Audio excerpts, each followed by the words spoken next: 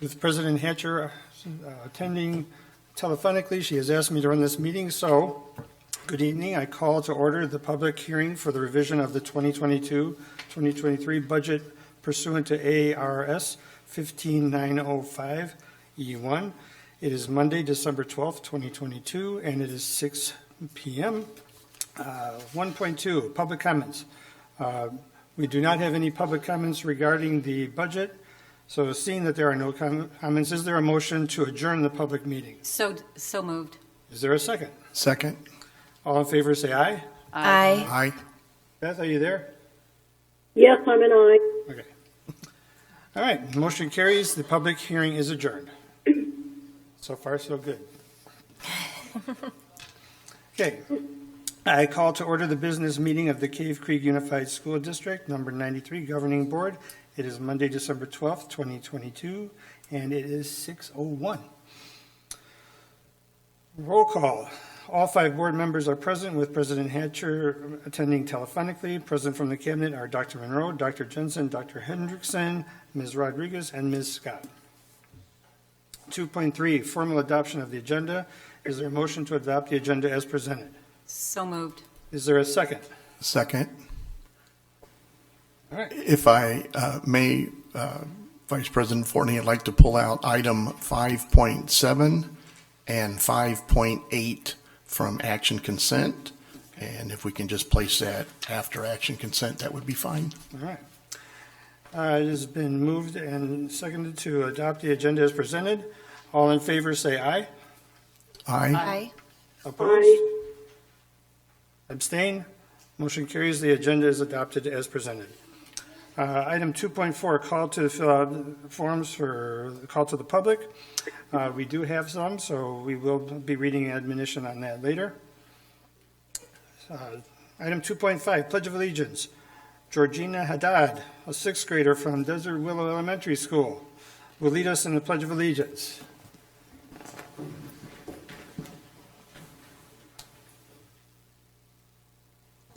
Ready? Begin. I pledge allegiance to the flag of the United States of America and to the republic for which it stands, one nation, under God, indivisible, with liberty and justice for all. Thank you, Georgina. Item 2.6, President's Report. Beth, would you like to give your report? Sure, thank you. First of all, sorry that I'm not attending in public, but COVID had other plans for me. I'd like to express my deep sympathy to former board member Mark Warren, his wife Susie, his children Scotty and Kia, for the tragic loss of their daughter and sister yesterday, Sarah. Sarah was tragically killed in a car accident yesterday. And the Warren children attended Desert Willow, as others of our schools. And they're a wonderful family, and my condolences go out to them.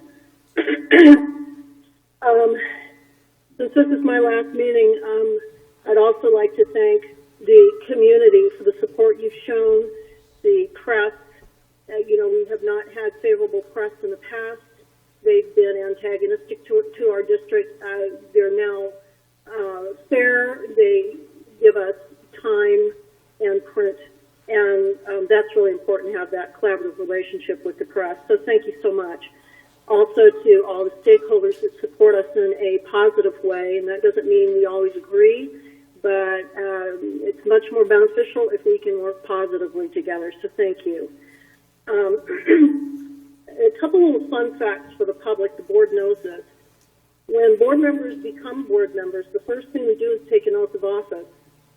And this oath surprised me when I took it.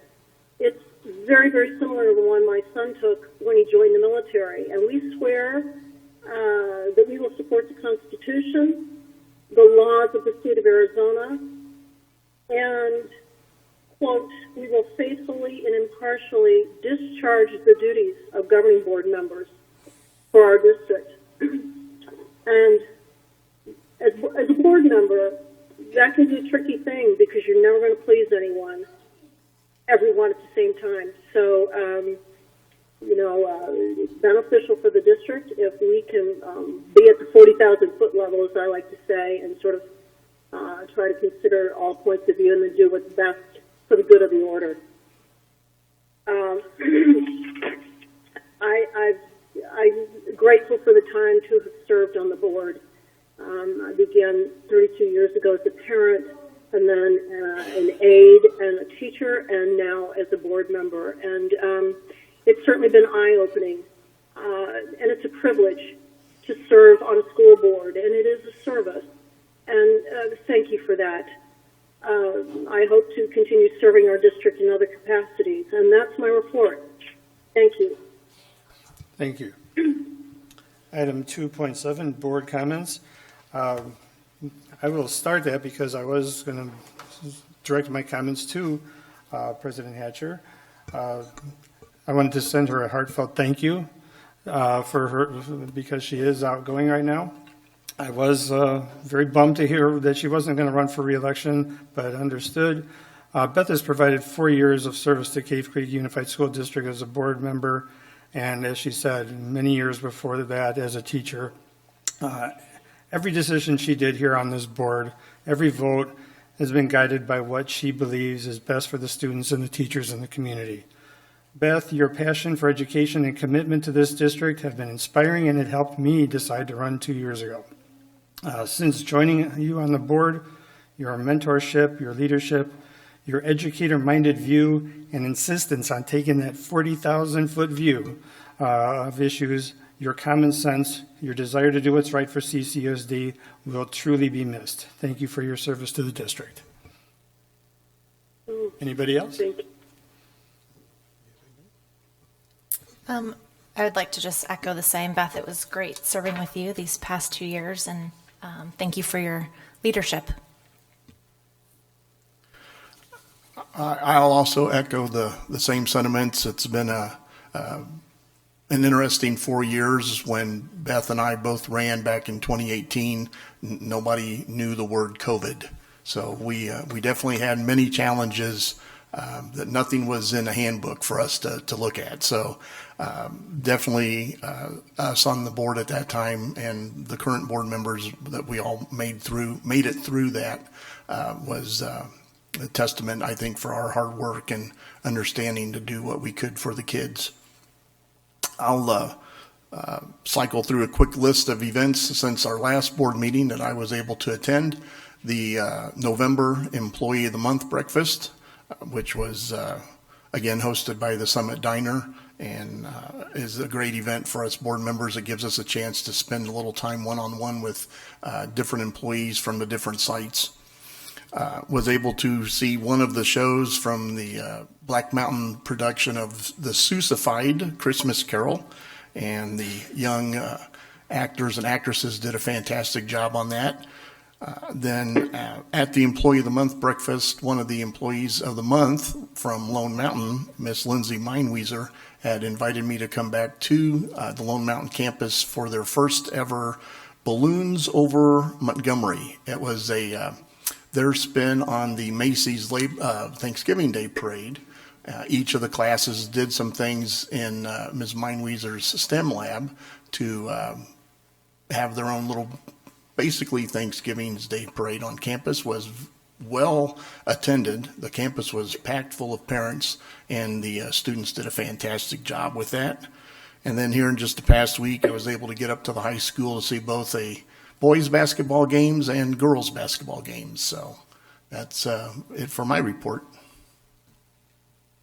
Hi, over there. Beth, I echo everything the other three board members have said. Thank you for your service. This is a tough job. It can be frustrating and rewarding all in one. And I do hope you continue to be involved with the district. Your insights are invaluable, and I've appreciated working with you over the last 4 years. Along with that, I was at the December Employee of the Month breakfast, and thank you and congratulations to all the staff who were honored at that. but also thank you to all staff members because everybody puts so much in to make this district what it is, and you're all invaluable. That's it. Right. Item 2.8, Superintendent's Report. Dr. Monroe? Yes, Vice President Fortney, President Hatcher from afar, and members of the board, just a few kind of summative comments for me, including echoing some of the statements that have been made earlier. I'd like to offer my heartfelt condolences to the Warren family for the recent tragedy that their family has experienced. On behalf of Cave Creek Unified, our thoughts and prayers are concentrated on their well-being at this time. I would like to wish the board, our staff, everyone in the audience a very happy holiday season.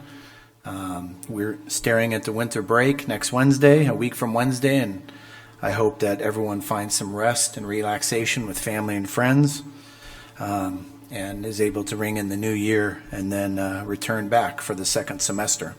So just a few things to comment on.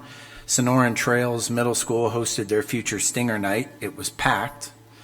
This is a night where our sixth grade parents come to Sonoran Trails and they learn about the middle school for their incoming students. This is a big transition. Parents were invited to two very identical informational forums offered at 5:30 and 6:30. The classrooms were open. The staff were on hand to answer any questions. I appreciate the leadership of Mrs. Sereno, for her PTO, for her staff, her teachers, that made that possible for parents. Helps a lot of parents who are new to the middle school just take a deep breath and know that it's going to be okay. I'd like to congratulate Autumn Young. Let me hold this up. A little hard for you to see, but Autumn Young is an 8th grader at Sonoran Trails Middle School. Autumn won the Cave Creek Unified Holiday Artwork Contest. So this is a picture that's done with colored pencils. And this was sent to all Cave Creek Unified staff, our parents, our business partners in the form of a holiday card. It was also posted on social media and on the front of our website. Autumn's art teacher is Marissa Hurt, and we congratulate Autumn, and we're so grateful that she shares her gifts with us. President Hatcher, you were supposed to have been here, and I hope you're feeling better, but I'm showing the audience a very nice plaque. I was going to come off the dais, as were you, and I was going to present this plaque to you. As everyone knows, being a governing board member, as has been described a few minutes ago, is often a thankless task. It's a very important task. These individuals basically serve, they're not paid, for 4 years. They campaign for office and to make an impact in the community through the school district. So as was mentioned earlier, they don't always see eye to eye, they don't always agree, and I do want to compliment President Hatcher for her 4 years, and her term is up. I would describe it as very steady and consistent leadership. I would describe it as she put our students and our teachers first, and she had unwavering support for Cave Creek. So Beth, I thank you. When you're healthy and well, we'll meet up and I'll present you with this plaque, but thank you for 4 years of service. And the last thing I would say is probably my favorite part of the report is to allow Georgina to introduce herself. On my left is Georgina Haddad. She's one of our student leaders. So she attends Desert Willow Elementary School, and so about 6 months ago or so, we started inviting our student leaders because they are why we are all here, to provide a great high-quality education for our students. So I'm going to let Georgina turn on her mic and introduce her to the board and to the audience. Hello everyone, my name is Georgina Haddad. I'm in 6th grade and I've been attending Desert Willow Elementary School since kindergarten. With all the amazing teachers I've met and all the friends I've made, plus with the school's Spanish immersion, Desert Willow really has something special. Moving from elementary school to middle school is a big accomplishment for me. I'm looking forward to attending Sonoran Trails Middle School. With my recent visit to Sonoran Trails, I am very excited to expand my knowledge and meet new teachers and friends. I am very honored to be a student leader for Desert Willow. Thank you. How about a round of applause?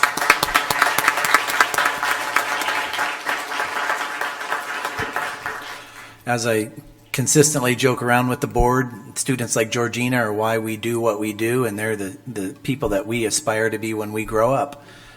So commendable, so impressive. Thank you, Georgina, and her parents are here in the audience as well, and so we're very proud of you. So, and that is my superintendent's report. All right. Item 3.1, call to the public. We do have a few speakers today, so I will read this admonition. According to ARS 38431.101, governing board members may not discuss or take legal action on matters raised during an open call to the public. The only allowable responses a governing board member may take are: 1, board member may respond if there is a direct criticism of the board member. 2, board members may direct staff to look into a matter. Or 3, board member can ask to have this item placed on a future agenda. Speakers need to be mindful of what they say. When presenting to the board, inappropriate comments could be considered slanderous. You will have 3 minutes, and our first speaker is Stacy Goodman.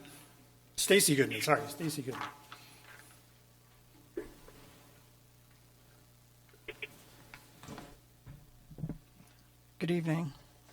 Thank you for allowing me to address you this evening.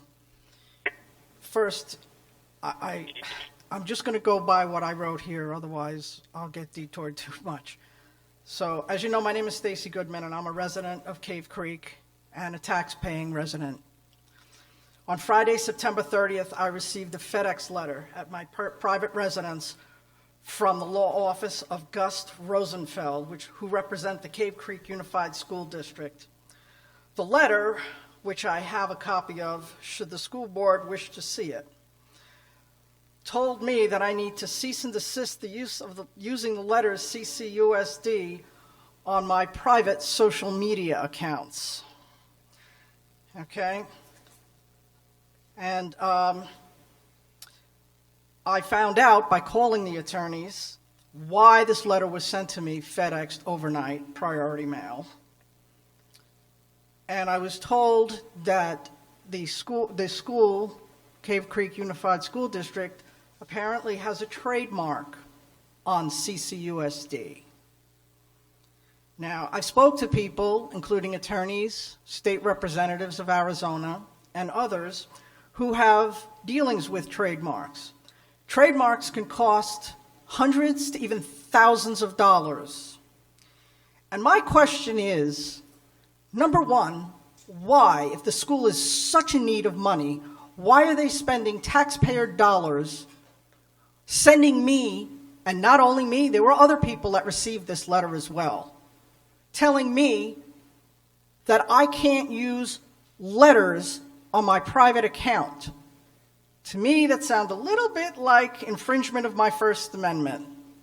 And funny enough, your attorneys actually agreed with me without actually saying it. Let me tell you a little bit about who I am. I actually was sworn to uphold the Constitution of the United States.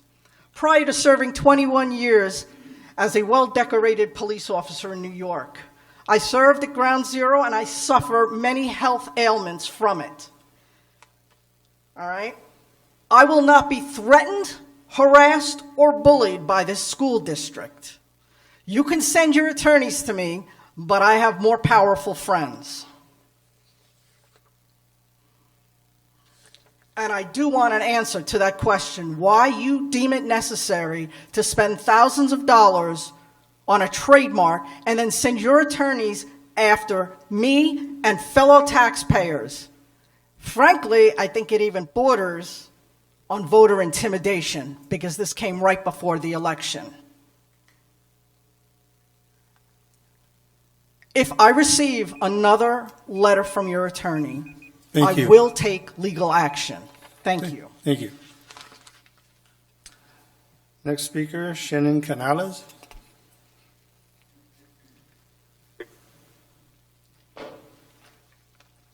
Hello, I am speaking here tonight regarding my concerns for Cactus Shadow's high school sports program funding. As we all are aware, all of our athletics are self-funded and dependent on parent and community involvement in fundraising activities. I have concerns about this process. Funds raised by parents and community have traditionally been managed through accounts in the financial department of the school district or through personal Venmo accounts of coaches, which just shouldn't happen. and now mainly through an account held through the Falcons Athletic Club. Currently, this is where the majority of our funds are ending up and where my concern lies. As of the November 1st, 2022 balance, the FAC was reported as high as $228,000. With the responsibility of this amount of money, one would hope that there would be oversight of this nonprofit organization, but that isn't the case. The FAC is currently operating illegally by not following their legally binding bylaws. Currently, a football coach sits as a president of the FAC, and he is directly earning the benefits of the net earnings of the FAC fundraising. Just recently, that same person purchased $12,000 worth of gift cards for other football coaches and was reimbursed from FAC funds, which is against state laws and adopted bylaws. The purpose of this club, as stated in its bylaws, is to promote solidarity and friendship. That's the sole purpose. The purpose of this club is not to manage, direct, or approve fundraisers, though the board is requiring members and parents to go through a fundraising process to gain their approval to raise funds for all the self-funded sports. This is out of their scope and against their bylaws. Per federal, state, and nonprofit regulations, nonprofits are supposed to follow their bylaws and conduct themselves according to Robert's Rules of Order. This is not happening, as meeting minutes are not taken or published, and they are never produced to the membership for acceptance. The current sitting secretary refused to include band as a sport that is supported through FAC, which is in direct opposition to the stated purpose of the club and articles of incorporation. Bylaws state that a meeting will be held to review financials and club business on the second Wednesday of every quarter. This does not occur, though they are responsible for managing in upwards of $250,000 of community funds. There have been business transactions and decisions made without a quorum of a quarter of the members, and that is also illegal and against the bylaws. The current board has stripped members of their rights to vote on business. The bylaws state that each member present in person shall be entitled to one vote, and they have taken this right away and granted it only to a made-up class of members, which is also illegal. The current sitting officers were put into place by an illegal vote. They have also removed the ability for the community to become members and have ignored emails, though they are managing $250,000 of the community's money that was raised for our children for their sports. I have reached out to the president, secretary, treasurer, and the former VP, who they unlawfully removed because she questioned the legality of their transactions regarding my concerns, and they have been gone unanswered. So I bring this before the board as a very concerned mother, community member, and dedicated supporter of Cactus Shadows High School athletics. Thank you for your time. Thank you. Dr. Monroe, with that information that's just been shared with us, I think maybe we should reach out, have the representatives of the Falcon Athletic Club, maybe maybe by the second meeting in January, have them come and give us some presentation with some information. This affects, if this is how the fundraising is now structured at the high school, this affects all the sport teams and all the student athletes. That I think something that we should at least get cleared up. Or have some defined roles or some information so we can share that with the parents of all of our student athletes. Yeah, President Brown, or Member Brown, we can certainly reach out to the Falcon Athletic Club and have some sort of report. They are separate than the school district. Their accounting practices are separate. However, I hear the concerns that are brought, and we want to make sure that they adhered to the training that we've provided to them, to all the clubs and fundraising. So I think that is something that we can definitely reach out and broker that communication so that our name is on that club, although they are separate, and our high school, and we certainly want to protect the integrity of any funds that are donated or help them have the training to be able to know those kind of things. So we can certainly reach out to them and communicate with them. Anything, Mrs. Rodriguez, to add there?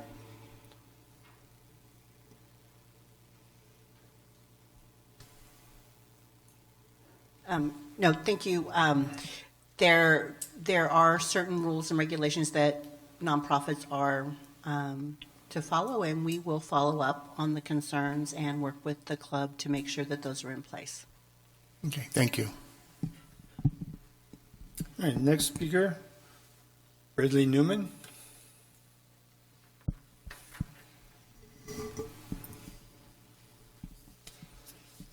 Good evening. On November 8th, the CCUSD budget override was defeated by a wide margin of 58 to 42. In 2021, voters rejected the CCUSD bond by a large margin. As a board and administration, you must be asking yourselves why. The 2022 budget override was aggressively promoted to pay teachers more money, which all of us agree with. If this was the issue, why would the board and administration approve more layers of administrators with added expense instead of paying teachers what they deserve? In August 2022, additional state funds were given to school districts. With these funds, you could have given a 10% raise to teachers, but they did not. Instead, the administration received a healthy raise alongside a 6% raise for teachers. Why wouldn't you fund your stated top priority 100%? In the military, troops get fed before the officers. The August board documents show enrollment declined 10% from 2016 through 2021. For the 12 months ended November 2022, enrollment has declined 8%. This is beyond the 7% forecasted decline for 2022. Clearly, enrollment at CCUSD is in a tailspin that will dramatically increase if facility and staff operating costs are not rationalized. Notably, the new Arizona School Voucher Program will likely accelerate this trend. These issues are why voters have rejected tax increases. Thus, the new board and administration can choose only one path: to work cooperatively with the community to address systemic issues across CCUSD.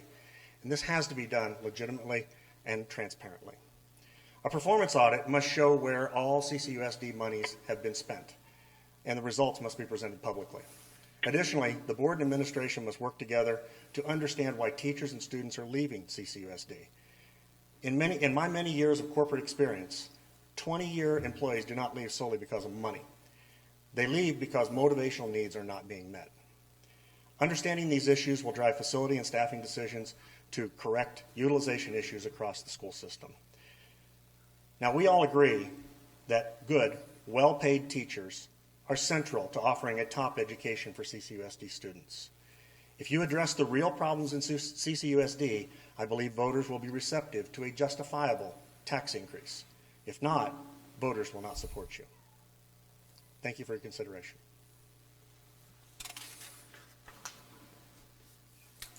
Next speaker, Marla Riney.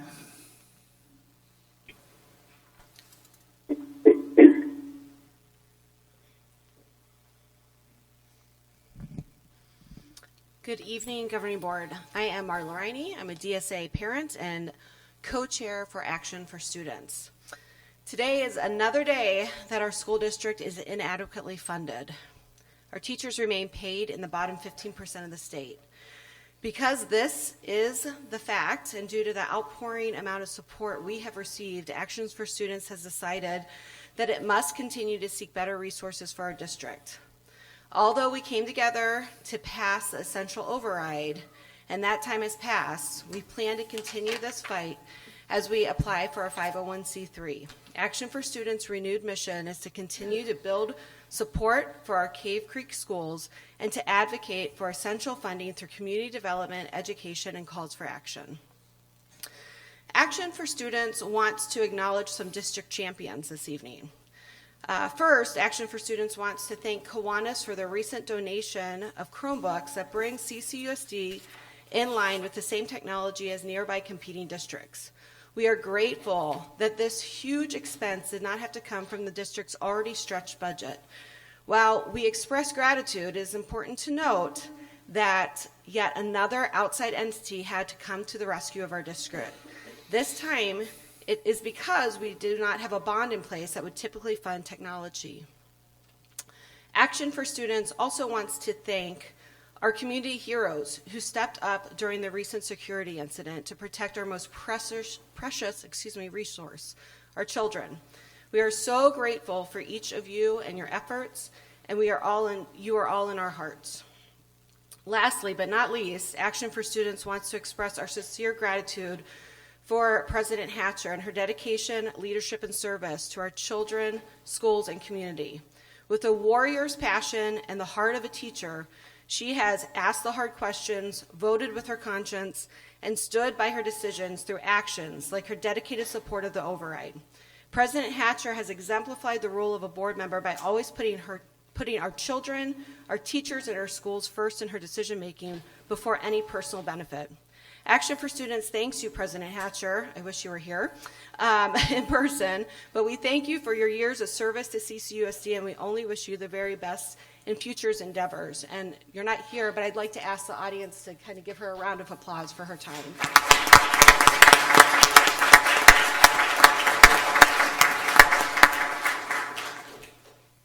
Thank you.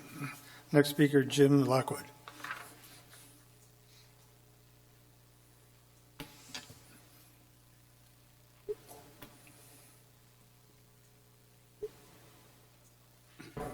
Good evening. Madam President, members of the board, I am Jim Lockwood. I live with my wife on the southeast corner of the school district. We're near the southern boundary of, am I allowed to say CCUSD, east of Pima. In 2022, between the two of us, we spoke about CCUSD, about it with neighbors. And what we're doing is going door to door in several neighborhoods and at events, kind of getting petitions signed for voter registration ID. But also, I kept bringing up the issue of CCUSD. The catalyst was that as we went around to the different neighbors in different neighborhoods, about 1/3 of the people with whom we spoke remember the 2015-16 competition between Cave Creek, Paradise Valley, and Scottsdale school districts, vying for our vote to select one of the 3 districts to serve our area. Almost none of us wanted to be part of any school district at the time. In our 17 years there, we've been more years with 0 children in our neighborhood than with even 1. Homeowners were ready and willing to blurt out school issues when we talked to them. As you can imagine, I think everybody heard these. You had mass school closures, CRT, gender dysphoria, lousy test scores, and the like, just the kind of whatever you hear nationwide. Their comments generally boiled down to their concerns about all schools everywhere. Number 1, assure acceptable school student achievement levels on multiple subject proficiency tests. Number 2, create a laser focus on core competencies like STEM, American history, and civics. Number 3, assurance that educational materials are age appropriate from the parent's perspective. Number 4, welcome and encourage parental input and involvement in everything. Number 5, increase visible security staff and security procedures. And number 6, school boards, superintendents, principals, and coaches we can rely on to be able to explain their financing and their outcomes year over year, not just to the parents, but to the communities overall. I began most conversations at the door front so that people would hear a positive remark from the beginning. Thank God CCUSD is not the mess that the district to the south is. And that's maybe a backhanded compliment, but it really is generally accepted when I say it. And but the response I got was, "What do you mean we aren't part of Scottsdale?" And it turned out that as we went around to people, nobody knew we weren't in Scottsdale Unified School District. I'm talking miles around. Here's what we said, and here's what we did. Thank you. Time's up. Anyway, I've submitted a written statement for your record. Thank you. Thank you. And that concludes the calls to the public. Item 4.1. This is the cool part. December Students of the Month, presented by me, Vice President Fortney. Before the students who are going to be recognized are called, I will read something from the seat here. The board will step down to the front of the dais, and the students' names will be read individually. So here's the statement. The mission of the Cave Creek Unified School District is to provide an innovative, high-quality learning experience for all students by facilitating strategies to develop curious, resilient, critical thinking problem solvers. Students will be empowered to make a difference while inspiring excellence in our families, community, and the world. In the Cave Creek Unified School District, we believe that every learner is unique and deserves the power to shape a personal path towards success. Abraham Lincoln once said, "I do the very best I know how, the very best I can, and I mean to keep doing so until the end." We know that these students being recognized here tonight exhibit great character, do their very best, and inspire excellence through their efforts, achievement, and service to others. These students receive this recognition and nomination from their individual teacher or teachers and principal at their own school, and we recognize them here tonight. They are truly the best of the best, and the reason that each one of us serves on the school board. Truly, they inspire success and excellence. All right, the board can step down, and we can do this fine presentation.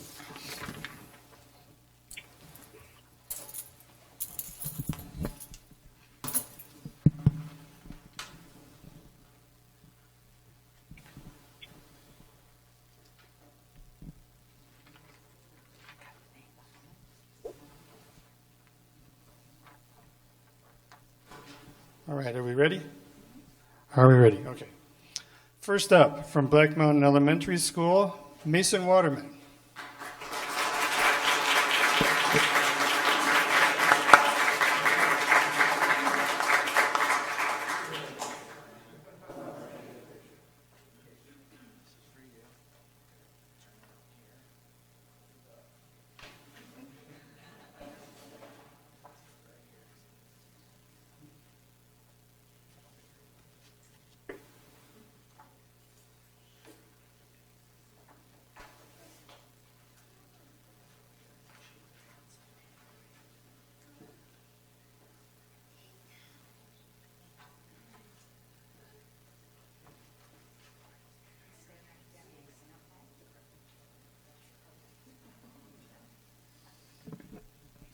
All right, next up, from Lone Mountain Elementary School, Bria Johnson.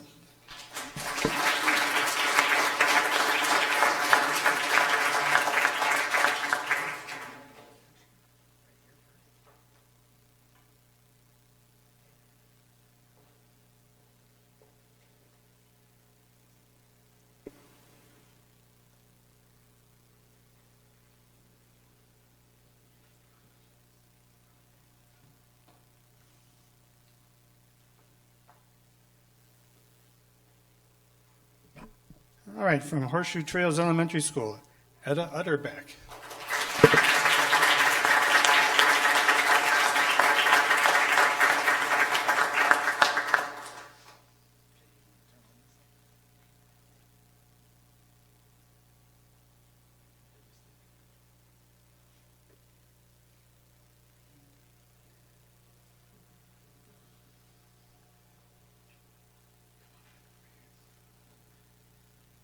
Parents will do like a little 5-minute break and you can get pictures with the principals and all of that stuff. So we'll get them all together.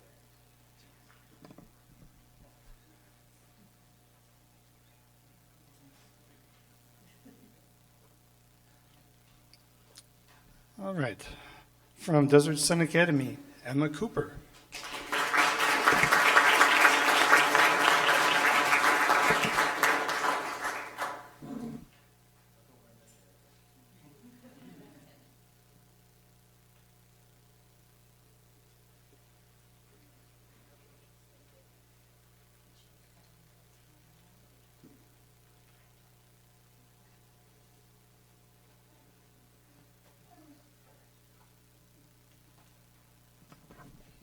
Okay, next up, Desert Willow Elementary School, Mary Muhlenmeister.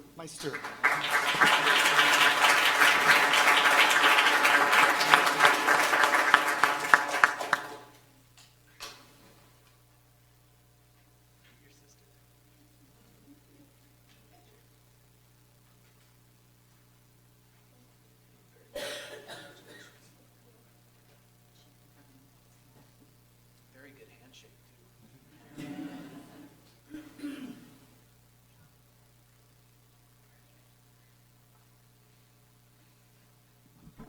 All right, also from Desert Willow Elementary School, Parker Jennings.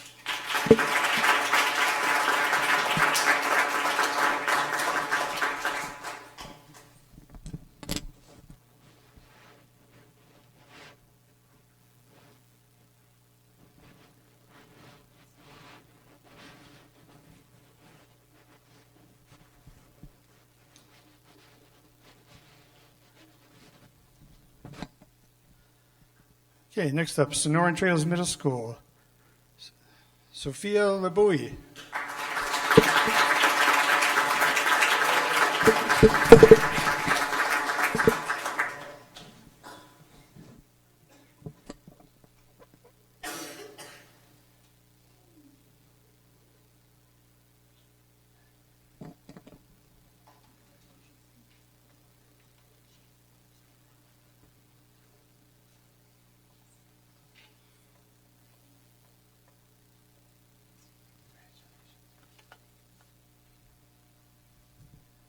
And last up from Cactus Shadows High School, Holland Franco.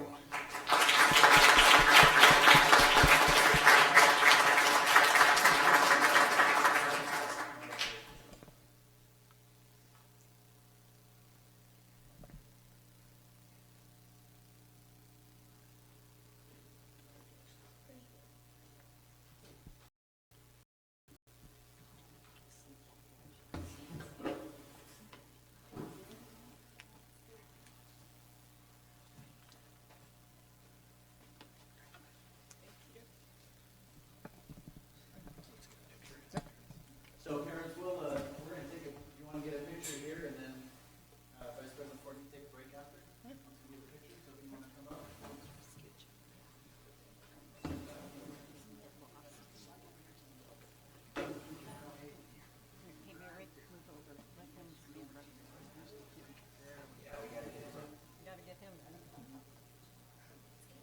Look somewhere in the middle.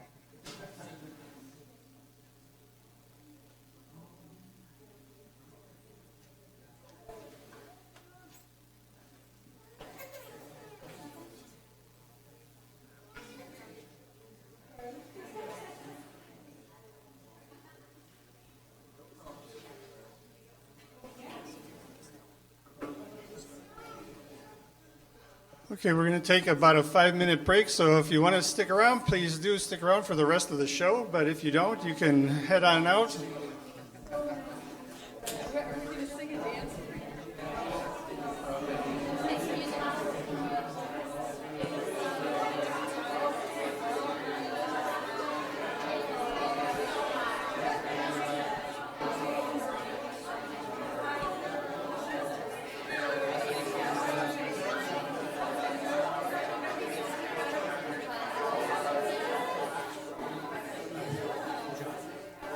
That was a good part. Yeah. Well, we got it down now.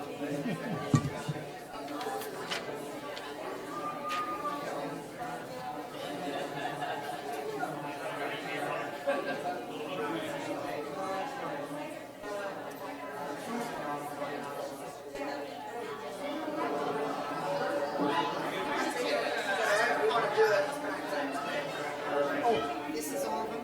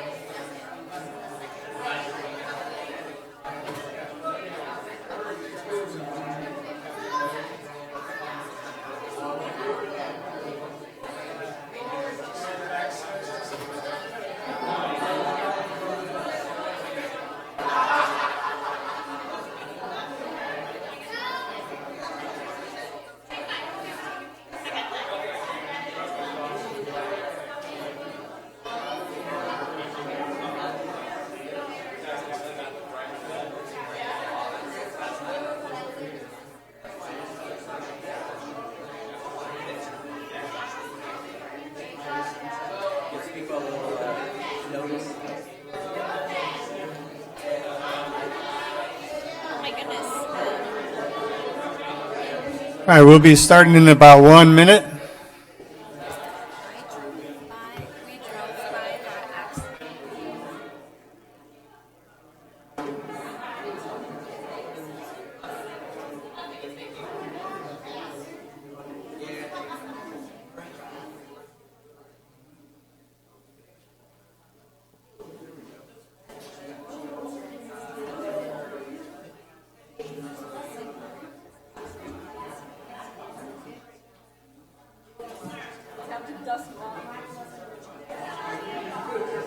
Yeah, my mom's theory, you keep it long enough, it'll be back in style.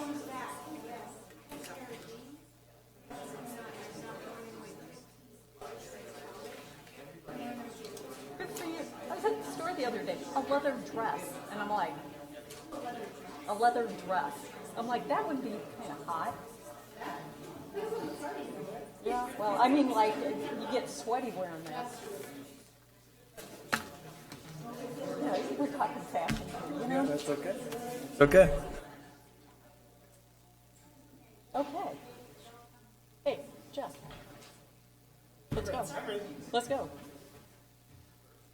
Okay. Item 4.2, One Team's Joint School Goal Presentation, presented by Dr. Patty Jensen, Mrs. Nancy Diep Scott, Ms. Sarah Barella, Ms. Brandy Dunlap, Ms. Emily Hill, Mr. Matt Owsley, Mr. Aaron Pentanato, Mrs. Jill Sereno, and Ms. Kelly Zivchek. Good job. Nice job. I ain't fooling around here.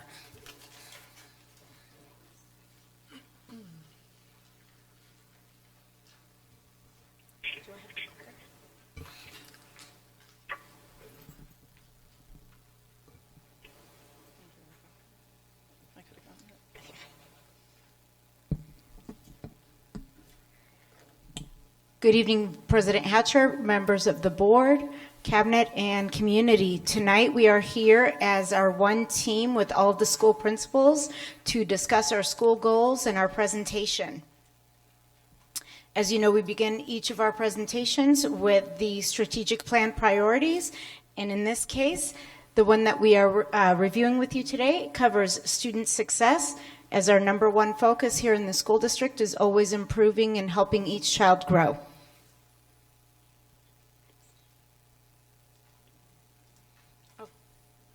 The purpose of this presentation is to present our school letter grade information and to inform the governing board and public about the continuous school improvement plan that we work through here in Cave Creek. If I may ask that you hold your questions till the end, till after all of the principals have presented. Thank you.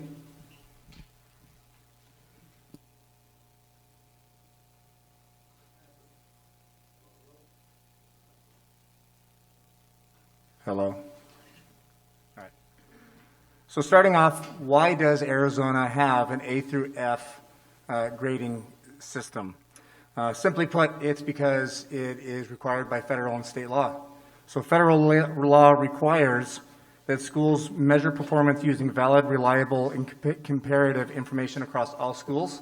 They require states to do that. And state law requires the A through F letter grade system, which is based on a range of quantitative measures, including statewide assessments. So if we can take a closer look at the A through F letter grade definitions, focusing specifically on the top two.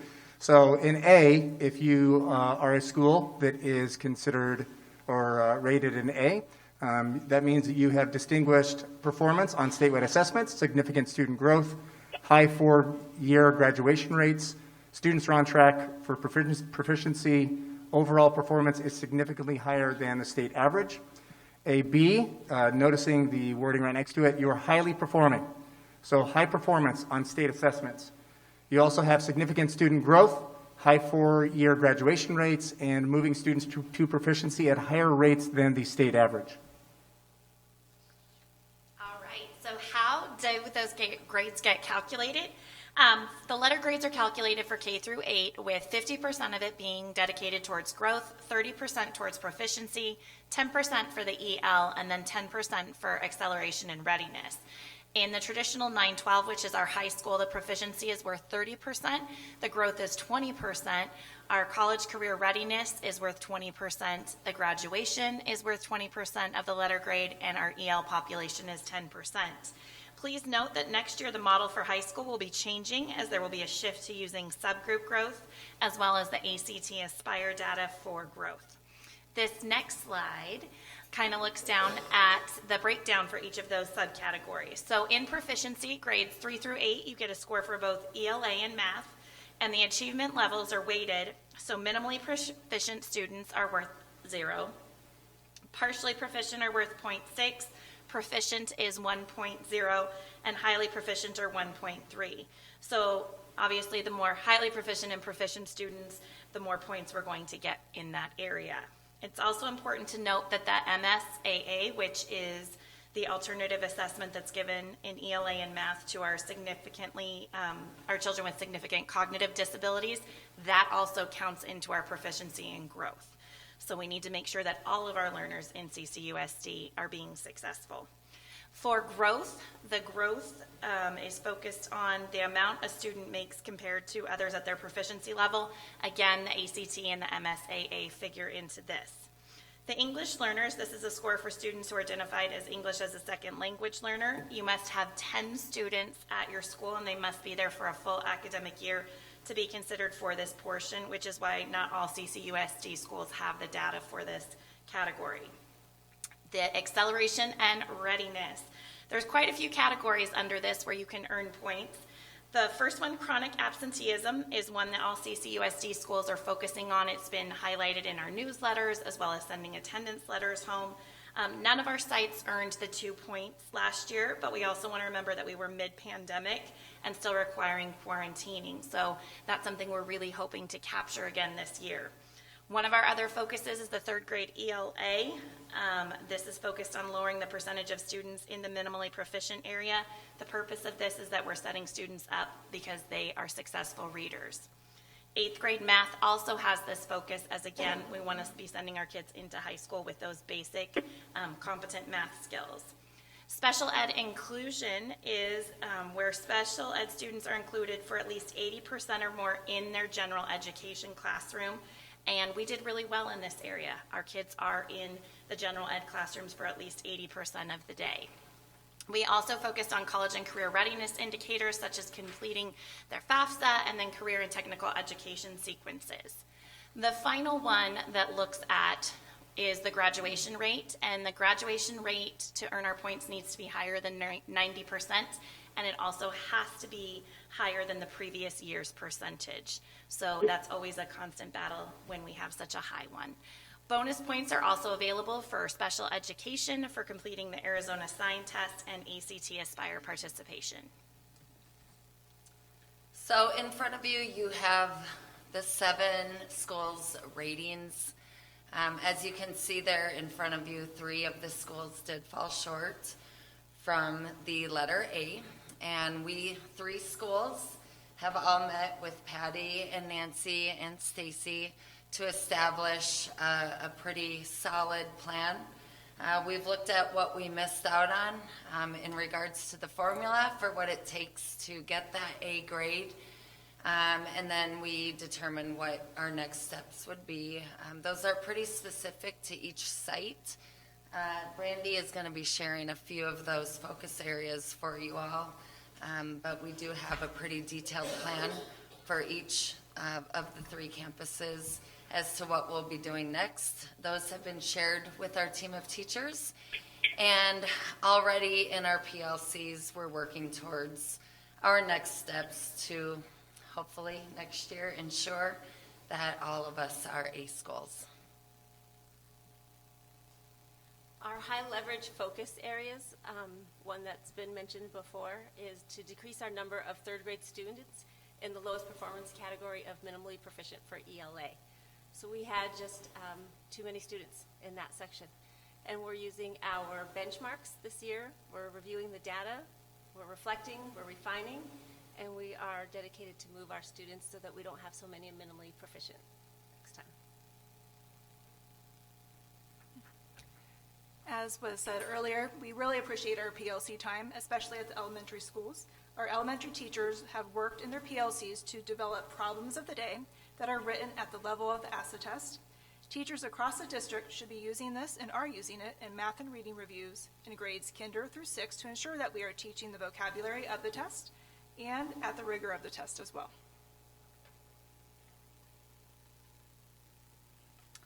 So we used this slide last year to communicate the importance of aligning and committing to our goals. So we want to bring it back 1 year later while we still work to unite everyone. And while some of our schools perform better on the state's letter grade formula than others, we're all united in our goals and our commitment to improvement. And so you've heard this consistently over the past year. We are working together so that we can be stronger together. This image of the crew team on the right represents great strength and discipline in working together. If one person is not aligned, the boat turns. Young soccer players on the left are a great example of how we can all have the same goal, but anyone that's ever watched a youth soccer team or a game knows that in their best efforts to score the same goal, they end up working against each other because they don't know how to work together yet. So even when they do score a goal, it's almost in spite of themselves rather than because of themselves. And as we teach them how, they get closer to reaching their goals. So currently, we are working through our Wednesday early release time to ensure collaboration across all schools. While students in some grades at some schools perform very well on last year's ASA test, we are never good enough, and we know that we need to continue to grow all of our students. As long as we have students in the minimally proficient category, our work is not done. And so some of you may remember this umbrella image that we used last year when we shared our strategic plan. For those of you who think more analytically, Erin shared a wonderful story, but for some of us who are more analytical thinkers, this is a nice lined up view of how we structure our goals here in Cave Creek. You'll notice that as we get closer to the student, the goals become more specific. They're more broad at the top level, and then as we get closer to the student, they get more broad. So this year, we wanted to bring this image back, but add a little color to it. And so these are actually specific examples. Last year, as we were kind of just beginning some of this alignment, we now actually have that in full force at this point. I will read a few of them to you just to give them you some examples because they are very small, and so I understand that you can't read them all. But you'll notice at the top, that's our strategic plan, and so priority 1 is student success, and it says we will offer and encourage multiple pathways for all students and ensure varied levels of support for social, academic, emotional, and behavioral needs in order for them to successfully navigate career and life. One level below that is Dr. Monroe's goal, one of his goals, which is by the end of the 23 school year, we will increase reading scores on the AASA by 2% or more. I'm hoping that you've heard that theme throughout, that reading score is very important for the state formula for our letter grades.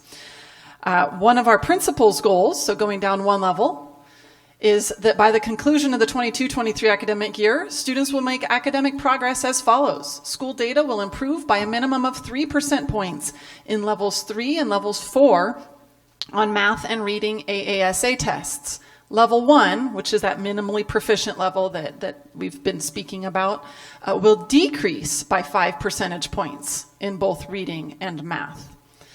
And then as we get lower, here's a teacher goal. Again, we're getting closer and closer to the student, and so they get more specific. So one of our teacher goals is that during the 22-23 school year, 100% of students will make measurable progress in the area of reading as measured by the STAR assessment. This is a different assessment because, to remind you, teachers do not have access to the AASA data until July, and so they wouldn't be able to end their year or June. So she put on the STAR assessment. Students in the below level range will increase 0.5 grade equivalent by the end of the school year. Students in the on level range will increase 1.0 grade equivalent by the end of the school year. And students in the above level range will increase 0.5 grade equivalent by the end of the school year. So as you can see here, it's important that we keep our superintendent goals a bit more broad so that the teacher still has some room for their own professional expertise to guide their goals.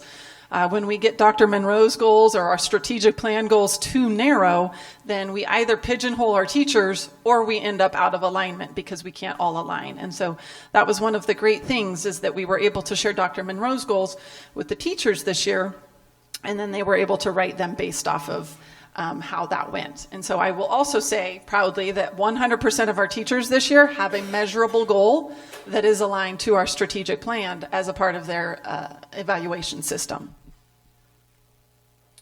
So we shared this slide with you last year. There's always room for improvement, so we're continuously looking at ways to improve. The ways that we do that is we study our data. We have the ACID data, ACT assessments. Our teachers are working on creating common formative assessments and common summative assessments, and then some of our walkthrough data that we use by visiting our classrooms. We study the data and then we set goals. Our goals, like Patty or Dr. Jensen said, they align. My teachers align to my goal, which then aligns to the superintendent's goals so that we can all be one team moving forward. We act on the goals, and they spend a lot of their PLC time really working on that data and looking at it and making sure it aligns with the goals, and if not, adjusting and refining so that we can continue to move forward. So it's a constant, continuous improvement process that's full of kind of refining and reflecting and continuing to move forward for our students. So with that, we hope that this presentation makes it clear that we are all working on the same goals. While each of the schools have their own unique needs, we've tried to highlight some of the commonalities you've heard over and over again: decreasing minimally proficient students, really moving them up to the proficient or even partially proficient are some of the major focus areas. With that, we'd be happy to answer any questions relating to this presentation. I wanted to thank you for that presentation. It was really all-encompassing and really answered a lot of questions that I might have had already, so thank you for that. Let the board ask any. Beth, don't forget to unmute yourself if you have any to address. I do have questions. Obviously, I don't have the visual cues, so I don't want to interrupt anyone, but I do have some questions, so I'll get in the queue. All right, go ahead. Go ahead, you said? Yes. Okay. What aspect of the ELA scores were low? Was it reading, writing, or a combination of both? Okay, so President Hatcher, the way they get reported to is as a composite, and ultimately it's going towards what affects this part of the grade is the number of minimally proficient students. And I don't want to disparage the formula. However, it's a little bit of some voodoo math, because basically it's that you have to beat your score from last year. So if you did a good job, so they were comparing us to the previous year, which was pre-COVID. We were off basically the accountability for a bit of time. And so comparing our post-COVID students to our pre-COVID students, if they dropped in that percentage, then that's where some of our schools did not get the points that they would have otherwise earned. So it's not that they necessarily had poor scores, it's that they did not do as well as they had done pre-COVID. Okay, thank you. For the two schools, elementary, for the two schools that are in the 70%, are they having any shared discussions with, for example, Lone Mountain or Horseshoe Trails that are in the 90-some percentile? In other words, are they sharing teaching strategies, that type of thing? Yes, President Hatcher. Thank you again. That's a great question. And maybe if one of you guys wants to answer that, because just this last Wednesday, we had a guiding coalition meeting where we had leaders from all of the schools, teacher leaders from all of the schools getting together to talk about how do we better share some of those ideas. And so we have been doing that on our Wednesday early release time, but I'm looking at our elementary principals, and if anybody wants to share, Mr. P, you look like you're ready. So Mr. Petnato can share just a little bit about how some of that conversation has taken place. Yeah, so really that time on Wednesday, that protected time that's embedded in their contract hours, every Wednesday, I know for the first 2 months of the school year, we were at Lone Mountain, then Desert Willow, and now Horseshoe Trails is the hosting site for December and January. But that's that time where all of the teachers across all 5 schools and every grade level get together, share a space. They review data. They review, what worked and what didn't work. So kind of like what I talked about with our slide with rowing together, it's getting everybody on the same page, sharing those strategies, and making sure that first and foremost, there's trust, because it's really hard to be vulnerable as a teacher. And I think that's one of the challenges that we have this year, is that because this is the first year that we're actually uniting all of our schools and we're sharing that space and kind of releasing some of that control, that we're very intentional about building relationships and rapport so that we can actually get to a place where we can learn from each other. Yeah, thank you. And then can I ask one more? Of course. What portion of the K through 8 scores consist of K through 2 data? On the pie graph it says K through 8. On the next page entitled definitions, it talks about proficiency grades 3 through 8. So same thing for acceleration and readiness. So what kind of consideration is given for K through 2? Okay, President Hatcher, I think I heard you correctly that you're wanting to know what part of K through 2 data is appearing in, I'm not sure if it was our specific presentation or just in this overall data and the formulas.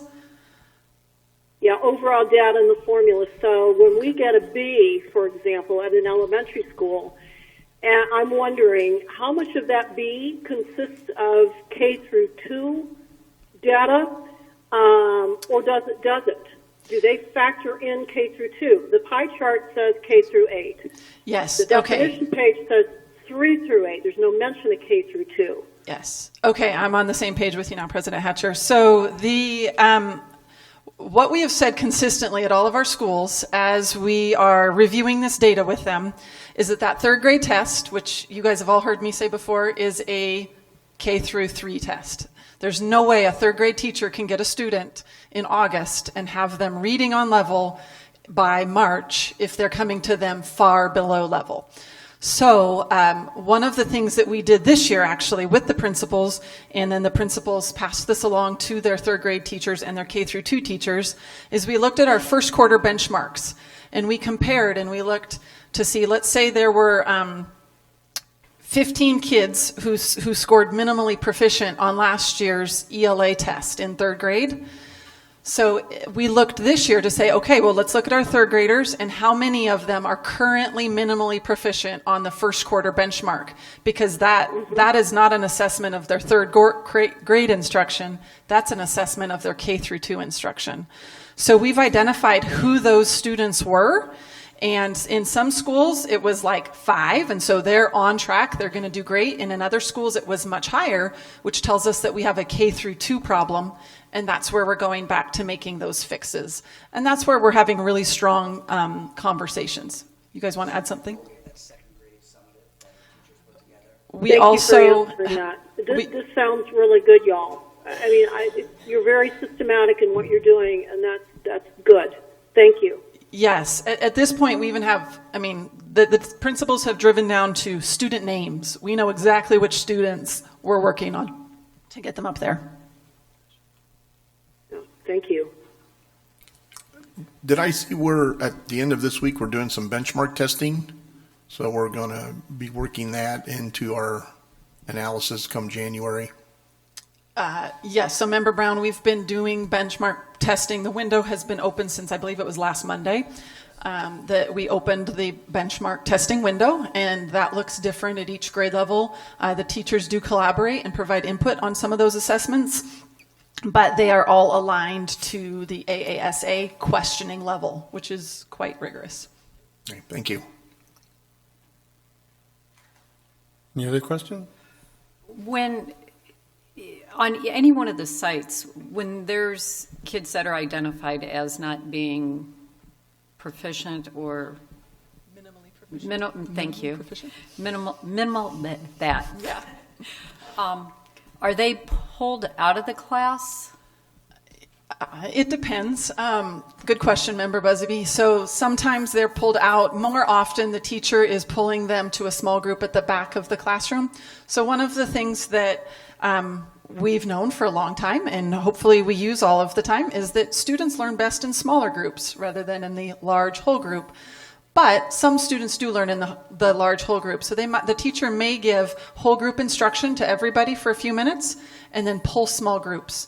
So the students who are highly proficient get what they need. The students who are minimally proficient are getting what they need. Depending on the needs of the child, they may get that. The other thing that we're doing, not just the small group that we're pulling, like embedded in the ELA block or embedded in the math block, is that we all have protected time on each of our campus that's called, I think we're all calling it something a little bit different, but it's basically providing interventions and extensions of the learning. So when we meet on those Wednesdays, part of the task that the teachers are doing is they're grouping those kids based on how they did on the prior assessment so that teachers share kids. So like, for example, a 3-teacher team in 3rd grade, they look at the data and they have 2 classrooms where, okay, these group of kids mastered the learning target.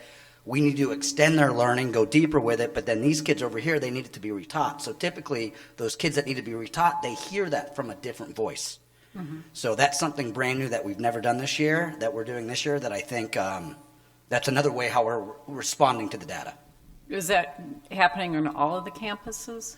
Yes. Or is there ever a situation where, because I know that some of the class sizes aren't exactly what we would ideally like to have. In any of those classes, do teachers struggle with not having enough help, or you can't be every place in the classroom at one time?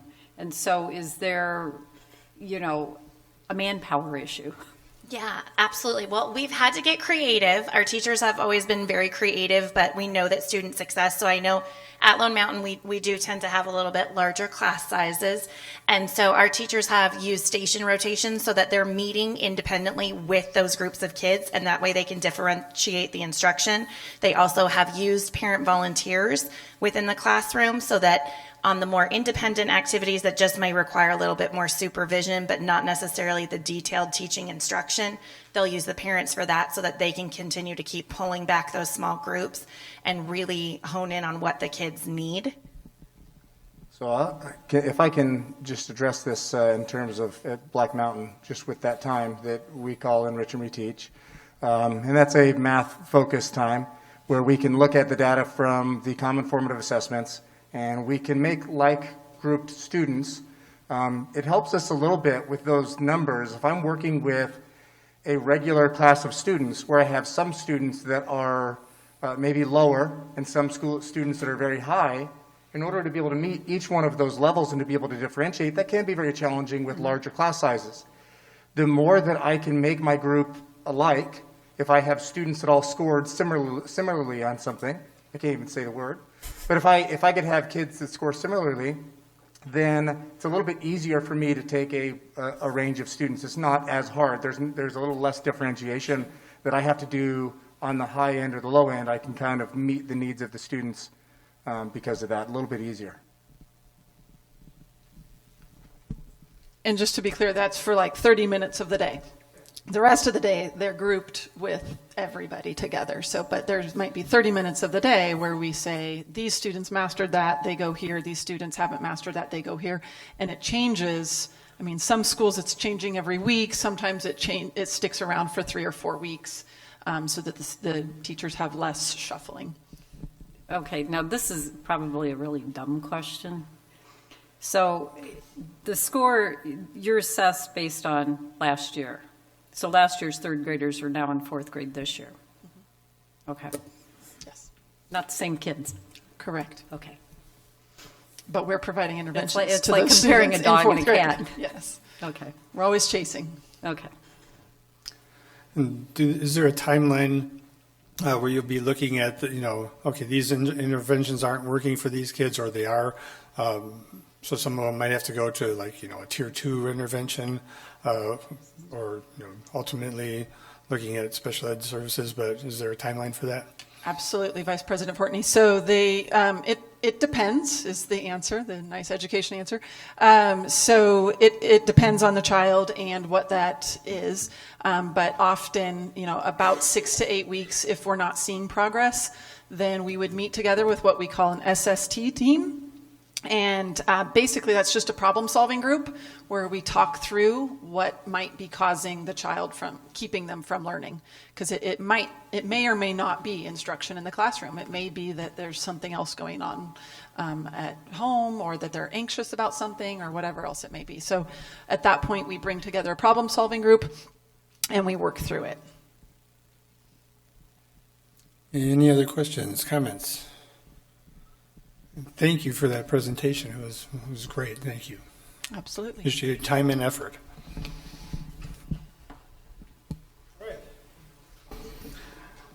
Item 4.3, mid-year state of the district, presented by Dr. Monroe. Yeah, Vice President Fortney, members of the board, President Hatcher, who's joining us telephonically. In front of you on the board agenda is a public exhibit of some of the highlights, some of the notables, some of the challenges and opportunities, and some of our future endeavors in the form of a mid-year state of the district. So I'm not going to read through all of this, but I wanted to have this present for the board as well as members of the public. The only ones that I'd like to really read and highlight are the top 5 highlights that are on there. As the board is aware, Cave Creek is rated the #1 district in the Northeast Valley for the 3rd year in a row, according to the North Valley Magazine. As you've just heard from our very impressive instructional leaders, our principals, all of our schools have a letter grade of an A or a B, according to the new formula from the Arizona Department of Education. Our students' standardized test scores are significantly higher than the state average in all grade levels. Cactus Shadows High School was ranked number 10. It was a top 10 high school in the state of Arizona, according to that same school letter grading system. And then lastly, what I'd like to highlight is our advanced placement passing scores at Cactus Shadows High Schools were significantly higher than the state scores. So there's certainly a lot to highlight, and there's a lot that's encapsulated in this little mid-year state of the district. And I can answer any questions that the board may have on either one of these pages. I just wanted to highlight actually a few more down. I think it was impressive that as of right now we have 6 IB students, and there's more than 100 already enrolled in that program. I think that's a program that sets us apart from other high schools, nearby high schools. Yes, very strong IB program. We continue to promote as much as we can and get as many kids and parents educated to join that program. Sets students up for success.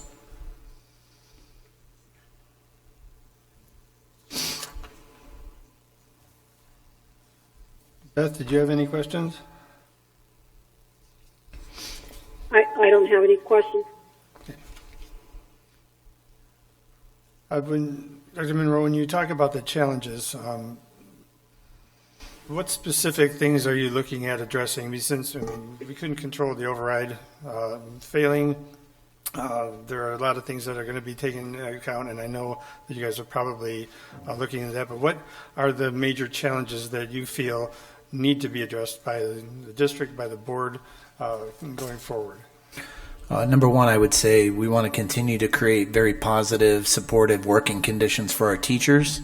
We may not be able to pay them a livable rate like they can get in other districts, but we can increase the ability that we can support them, recognize them, create a good culture, make work a fun place, a satisfying place for them to be.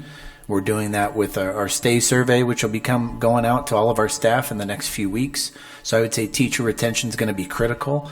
It'll be interesting to see if we have any type of exodus because of what's occurred with the override. Obviously, salary does not make or break a position, but for some people it certainly does. So that would be the first one I would say.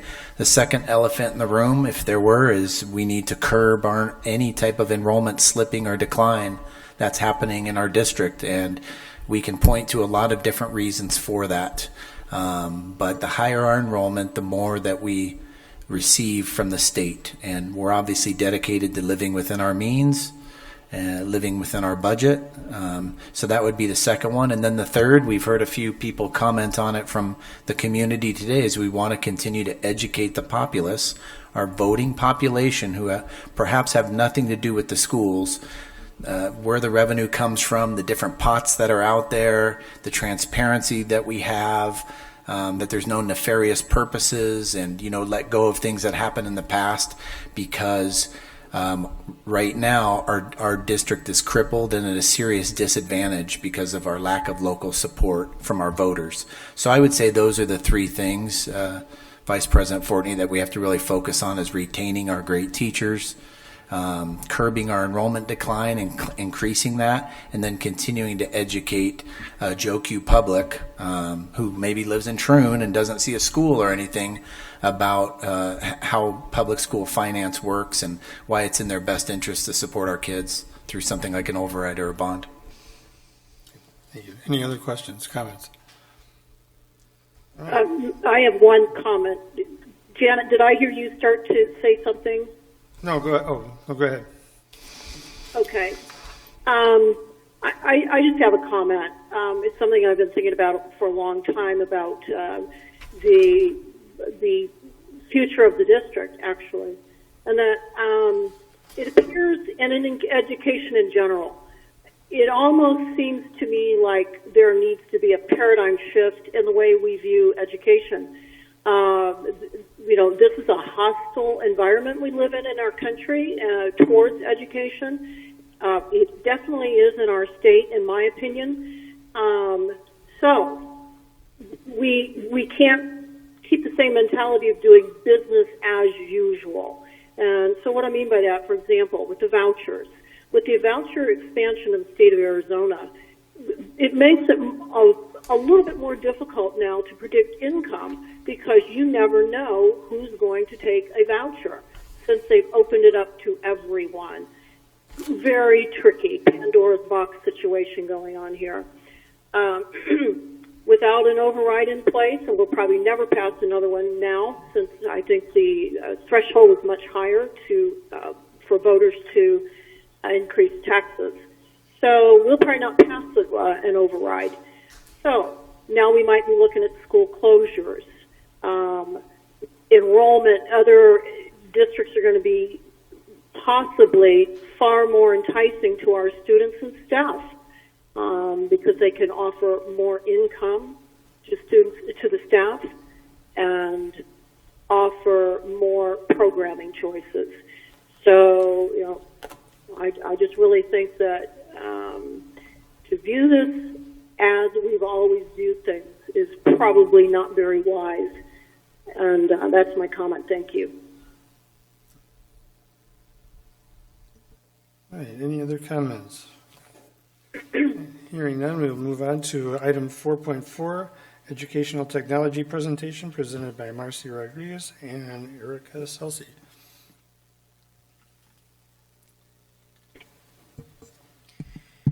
Yes, thank you, Vice President Fortney, Madam President Hatcher, and members of the board.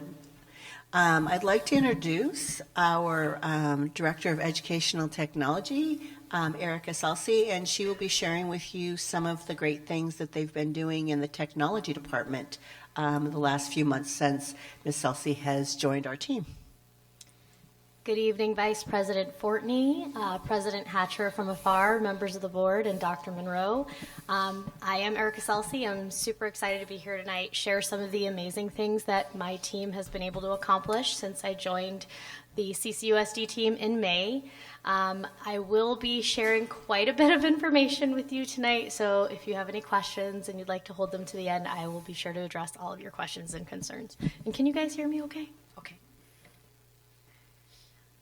So as always, we're going to start off by reviewing what aspects of the strategic plan we're going to address. And because our work has kind of covered a scope of different projects since I've been here, there are definitely different pieces of the strategic plan that we are hitting. So tonight you'll see aspects of student success, employee excellence, safe environment and culture, and effective operations, resources, and systems all represented in the projects that we've been working through. So a high level of what we're going to address tonight is our technology department staff. We have had some newcomers, myself aside, the educational technology projects that we've been working through thus far, and then we'll be addressing any questions or topics for discussion at the end. This is just a quick web view of what my department currently looks like.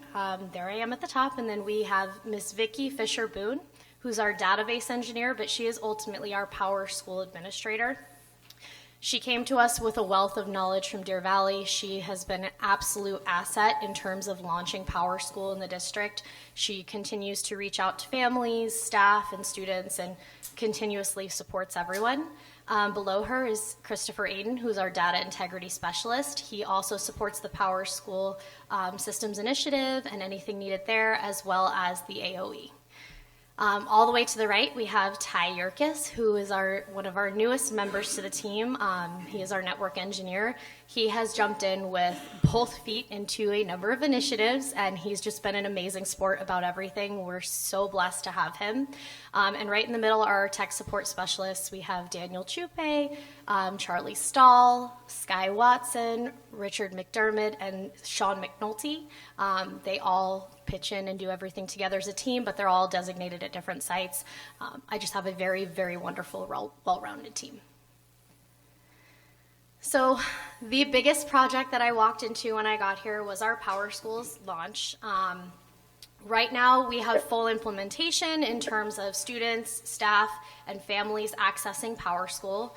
We have ongoing professional development support from Marvel, which was formerly known as our tech cadre. They are a team of teachers and coaches from around the district that not only support any technology initiatives that we have from a site-based level, but they're also essentially teacher mentors. They're very wonderful. We have a team of 20 district-wide. And our database engineer, as I said earlier, Vicki, is continuously offering support and PD to our staff and reaching out to families. We've also seen a significant improvement in the data that's been reported to the state. It's been clean, it's been very, very accurate. So we have Power School and Vicki to thank for that. It's looking amazing thus far. And our planning for next year and our next steps, we're already working on the shells for classes and for everything at the site level for the coming year.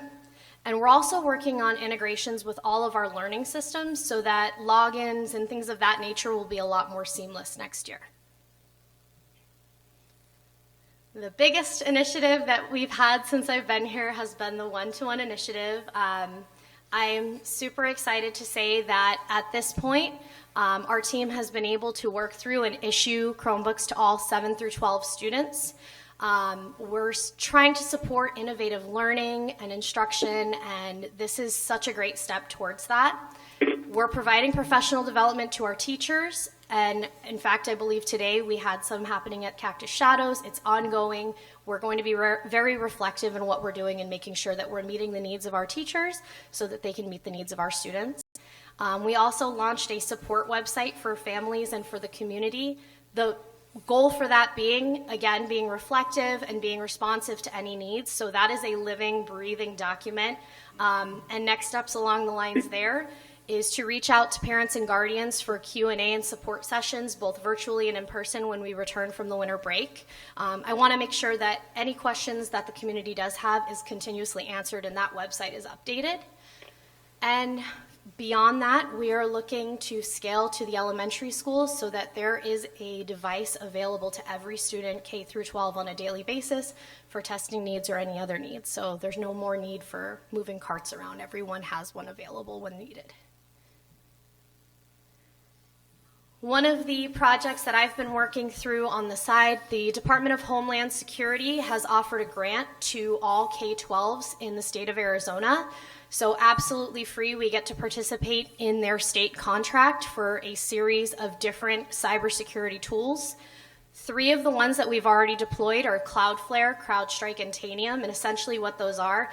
Cloudflare protects our website, so it looks and sees who's accessing the website. Does this look like it could be a bad actor? And if it is, it will shut it down and also alert us to let us know, hey, someone from maybe a different nation that maybe wouldn't be normally accessing our website is coming in and accessing, so it gives us those alert codes. CrowdStrike is endpoint protection. It pushes out virus protection to all of our endpoints, all of our devices, desktops. And Tanium is endpoint management. So essentially what that does is if we have any stray devices in our system that maybe aren't ours or maybe could have a virus on it, it'll let us know what's out there and also allow us to push out any updates that are needed to protect it with virus protection. Our next steps, we'll be deploying Talus, which is a multi-factor authentication. So if you've ever tried to log into something and it says, hold on, here's a one-time passcode to authenticate who you are. It's similar to that. It works a little bit differently, and it doesn't leverage any personal devices, which was a huge thing that we were concerned about. We will be doing that with a small test group when we return from the winter break and then rolling it to staff beyond that. And I'm actively serving on the Security Awareness Training Mini Subcommittee for the Department of Homeland Security. They are looking at a 5th vendor that will allow us to push out a security awareness training platform to our staff to identify any phishing threats, things of that nature, making sure it's monitoring our email and keeping us safe internally. And the last big piece that we're focusing on in our technology department this year, thus far, is our 3-year technology plan. Some of that is already in action. We've been actively working to provide network upgrades and improvements to the Wi-Fi at the high school and the junior high. We're going to continue that momentum, and we'll be leveraging E-rate. We have an E-rate consultant to move that down into the elementary schools as well. We've completed our first rollout, our phase 1 of pushing out 1-to-1 to grades 7 through 12. Our next steps will be that RFP process with our E-rate consultant, which we're hoping to post by the end of this month, to leverage our E-rate monies as best as possible and making sure that we're being financially responsible with the funding that is being given to us.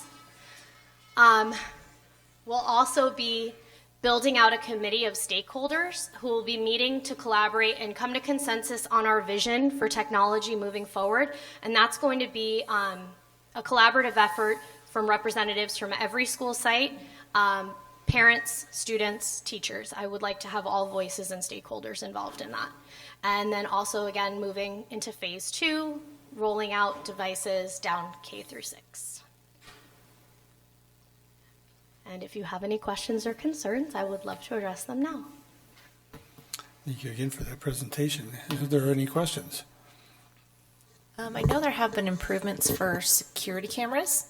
That wasn't mentioned. Is that can still continue to have implementation on different campuses? Yes, so as it stands right now, Ty Yerkes is also working through that. That's one of the bigger projects that's on his plate. We did complete those security walks, and we have identified where there is a need.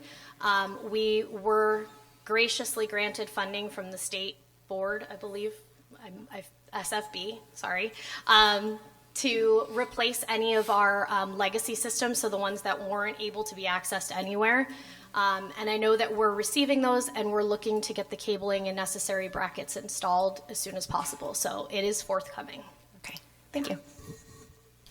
I have a couple, I hope, easy questions. Yes, at a prior meeting, there was a rather long list of items that we were going to dispose of. Has that all been taken care of? We're actively working with West Tech Recyclers. They've already come out, and on December 20th, they'll be coming out to collect. Okay. And then was there any bumps in the road with the one-to-one rollout at the high school or the middle school? Anything that we need to address as we'll collect those Chromebooks at the end of the year to make next fall rollout a little smoother? So I think definitely starting at the beginning of the year will be a huge bonus. I think starting in the middle of the year definitely it put a bump in the road, for lack of better words. I think that with the nature of anything that's new, you're going to kind of experience a little bit of that bumpiness, but thus far we've had very minimal, resistance or issues in terms of bumps. But we will be working to issue out to all of our staff how we'll be collecting them at the end after winter break. So we are putting that plan into action and sharing it as soon as it is fully worked through. Well, the students will keep them over winter break, right? Correct. Right, Yes, because we yes, just yes. got them all handed out. Correct. Okay. Yes, it won't be until we'll pull them back during the summer, clean them, make sure any repairs that are needed are done, and they're ready to be reissued. Have we had any totally cooked already? Oh, any heavens, I hope not. no early damages that you know of? Nothing I don't spilled know a Starbucks all over it or something? I don't know of anything substantial. I do know we've had a couple of minor things here and there, but that's to be expected. It was a pretty large fleet, so you might have a couple of little bugs here and there, but we're working through them as soon as we get them. And then do you have a count of any that you have back as a reserve? You have a couple of dozen kind of saved back, or? Yeah, just in case we have new enrollments that need them, or in the event that we do have one that might have an innate issue of Terminal. manufacturing issue, we'll have one ready to go, and then we'll push those back for warranty repair.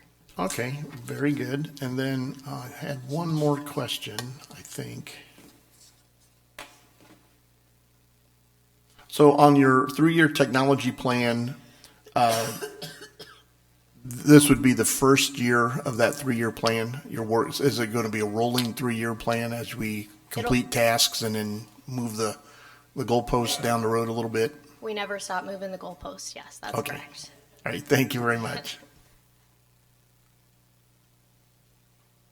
Any questions? Beth, anybody? No, thank you. All right. Item 4.5, monthly financial report presentation, presented by Marcy Rodriguez.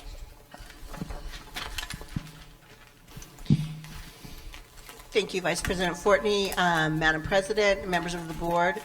I want to share some information with you this evening of our financial report. You will see that we start with the strategic plan and effective operations, resource and systems. That's the place I live. And so this is just part of the requirements that we have to fulfill as a district when it comes to the budget.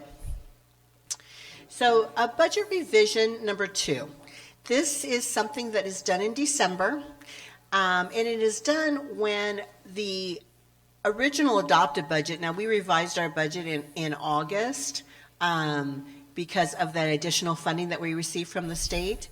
But when that budget that we originally adopted becomes less than, through calculation, once the 40th day numbers, ADM numbers hit the state, they're requiring us, if we go 1%, now we are just barely 1% less than what we had originally adopted, but therefore we are required by statute to revise and reduce our budget. So having called a public, we posted a public notice, we're required to do that, we did that, we submitted that to the Department of Education. The result of the reason why we're here talking about a reduction is because of our ADM and our enrollment decrease that we've experienced. What I originally projected in August was higher than we actually realized. So, and you've seen that in our enrollment reports that we submit to the governing board every month. So the reduction will result in $335,578 reduction in our maintenance and operation budget. So all of you have that document in your packets, and we will be asking you to approve that later on the board agenda. But here's what this looked like. So originally, The final budget from last year was $33,200,000. We revised it in August to $35,100,000, and now we're revising it back down to $34,700,000. And that's the result of the difference between last year's budget and this year's budget. So if you will recall, that's $1.5 million, okay? But if you recall, the governing board committed $1.7 million in increases for this year. So we knew that that was going to be really, a tight stretch, but we wanted to make sure we maximized those numbers the additional dollars that we got from the state. There's gas inflation. We know that that's happening. I'm watching that and I'm monitoring that, and we're doing our best to purchase at the right times and try to get those good gas prices to run our buses. We're also trying to minimize routes and maximize the capacity of the use of that fuel. And then, of course, the minimum wage increase, which that's something that was mandated by the state. We just had to follow suit on that. So, saying that, knowing that there's a $200,000 difference, what I looked at was, can we sustain our current spending to be able to stay within our budget capacity? And what I looked at was, we have had some vacancies at the beginning of the year. There are just some positions we have not been able to fill. In that vacancy savings, it totals over $300,000.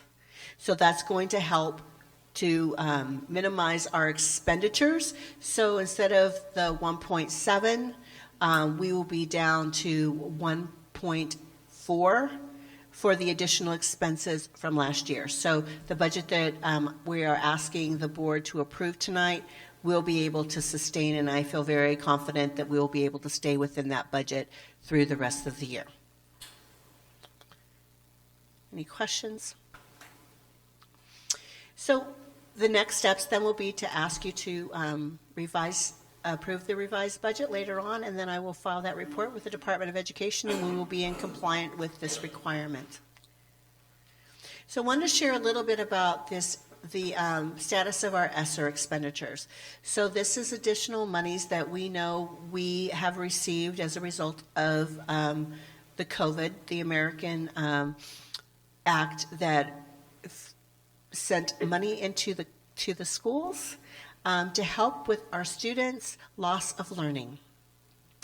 So we were awarded a total of $4.4 million in this ESSER 3 allocation.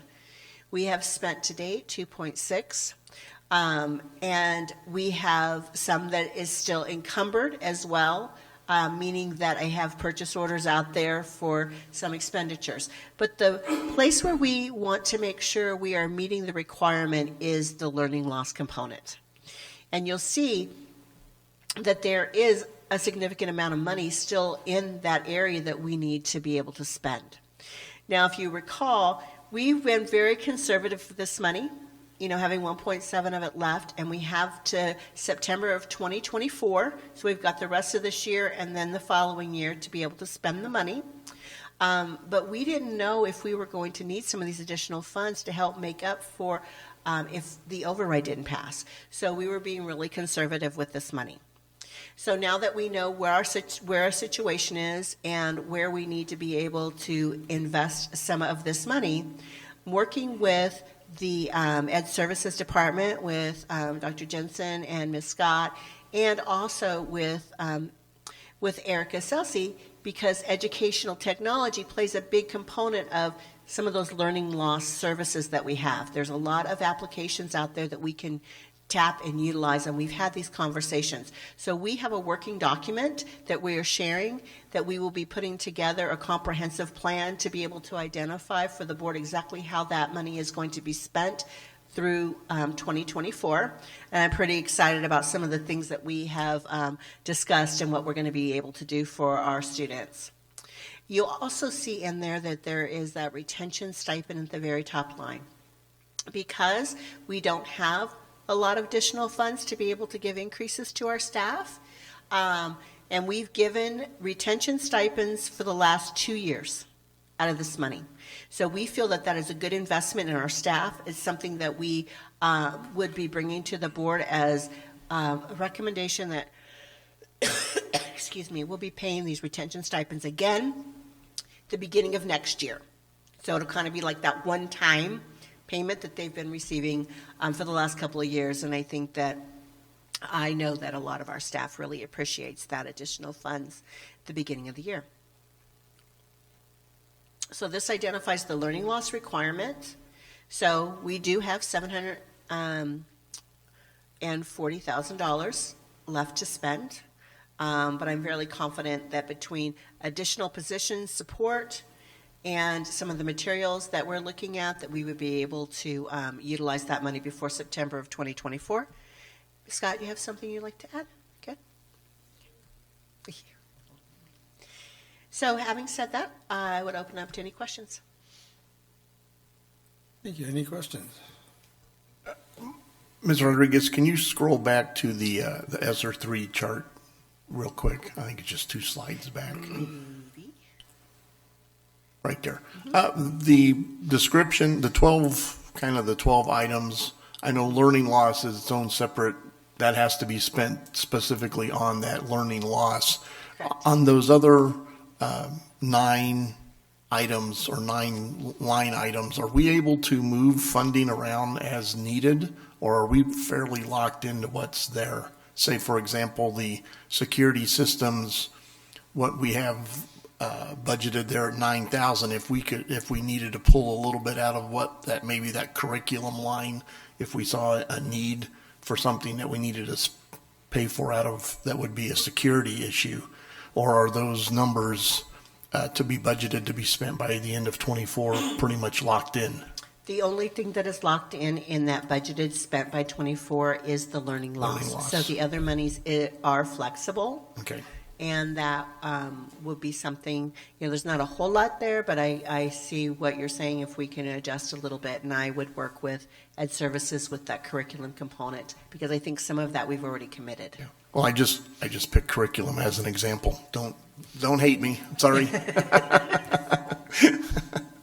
But yeah, you understand what I'm saying. If we have to move a little bit of that funding, other than the learning loss, because I know that's kind of, that piece has to stay as is for that 20%. Okay, thank you. Any other questions? All right. Hearing none, we'll move on to item number 5, action consent. Is there a motion to approve action consent as presented? So moved. Is there a second? Second. It's been moved and seconded to approve item number 5, action consent as presented. All in favor, say aye. Aye. Aye. Any opposed? Abstain? Motion carries. Number 5, action item consent is approved as presented. All right. Let's see here. We needed to pull item number 5.7. That is the monthly enrollment report presented by Marcy Rodriguez. Yes, thank you, Vice President Fortney, Madam President, members of the board. It is recommended that the governing board accept this as information only. There is no action that needs to be taken on this item. Right. Okay then. Do you have after that, Brown? Oh, sorry. It's been moved. Sorry, I lost my place. Is there a motion to approve item 5.7 as presented? So moved. Second. Right. Now I get to ask. Now go ahead. I just pulled this out again. I know with the start of the school year, we've had the enrollment report, but we haven't not pulled it out of action consent, and I'm just doing that just to highlight where we are at this time with enrollment. So I really didn't have a question. I just kind of wanted to pull it out to highlight it. So the numbers continue to dwindle, and that's depressing for us. So I know we have a big task ahead of us to try to change that, but it is what it is at the moment. So I know we have to deal with it Excuse me. So thank you. I believe last month was the only month we actually had an uptick, but we didn't pull it. But it's hard. Any other additional comments or questions? Hearing none, it has been moved. Well, Go ahead. Vice President Fortin, may I say something about attendance? Yes.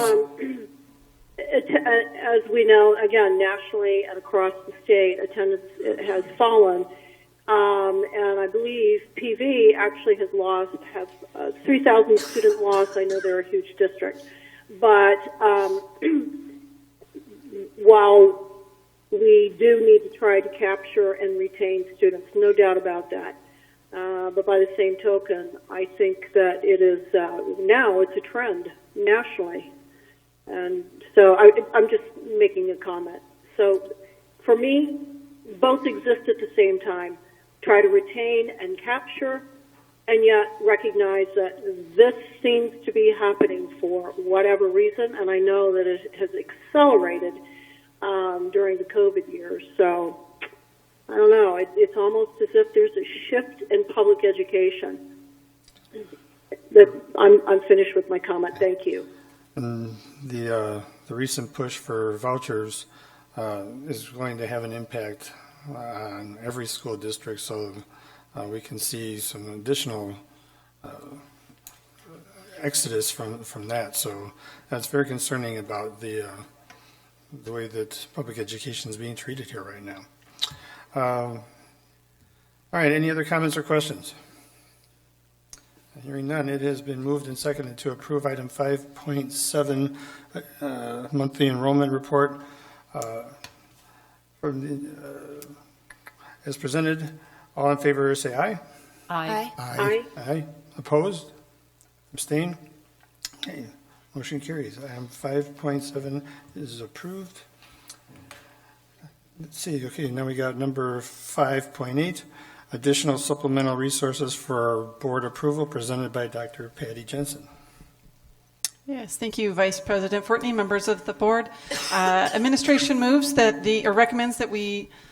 the governing board approves the additional supplemental resources as presented. So moved. Second. Dr. Jensen, I guess a couple of quick questions on this. This list is supplemental to the list that we approved or saw back in June, I believe. Yes, Member Brown, that's correct. So as you'll recall, the state legislature requires now that any resource that is taught in the classrooms that is presented to the whole group without students having a choice must be approved by the governing board. So in the past, whereas a teacher could pick up the latest children's book from Barnes & Noble, now they can and read it to their class the next day, they can no longer do that. So if you want to read The Grinch Who Stole Christmas, you must first check to make sure it's on our supplemental resources list, and then you can read The Grinch to your classroom. From our list earlier in the year, was there a number of items that were removed that teachers weren't going to use, or those teachers left so they weren't in their classrooms anymore? No, Member Brown. So that list will continue. It will only get longer. So I would imagine years down the road, this will be millions of pages long. It will be a giant database. Every time they want a website, anything they want to use in their classroom must be approved. Okay. And how quick of a turnaround time does a teacher have if they find something they like that they need to submit it to your committee?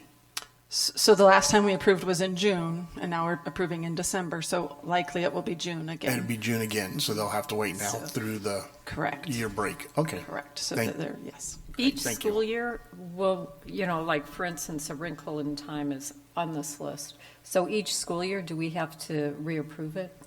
No.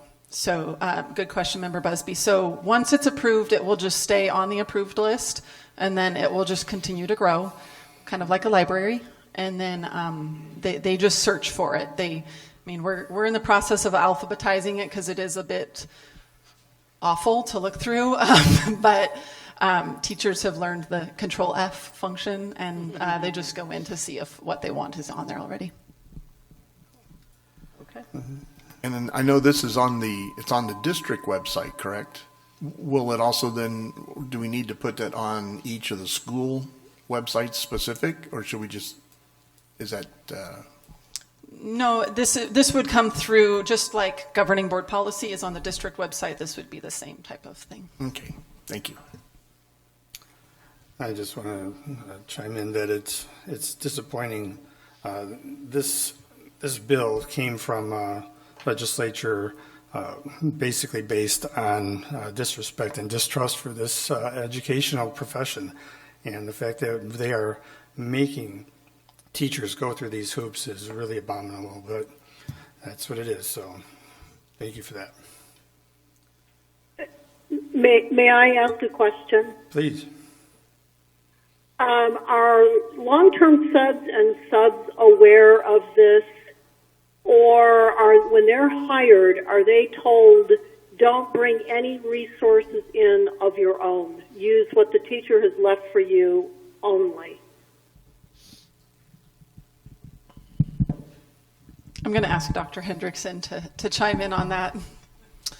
President Hatcher, members of the board, when we do hire our subs, we do onboarding with them where we review relevant policies, specifically making sure that they are meeting the requirements that the teacher is leaving in order for the students to be at the point when the teacher returns. So that's one thing that's emphasized.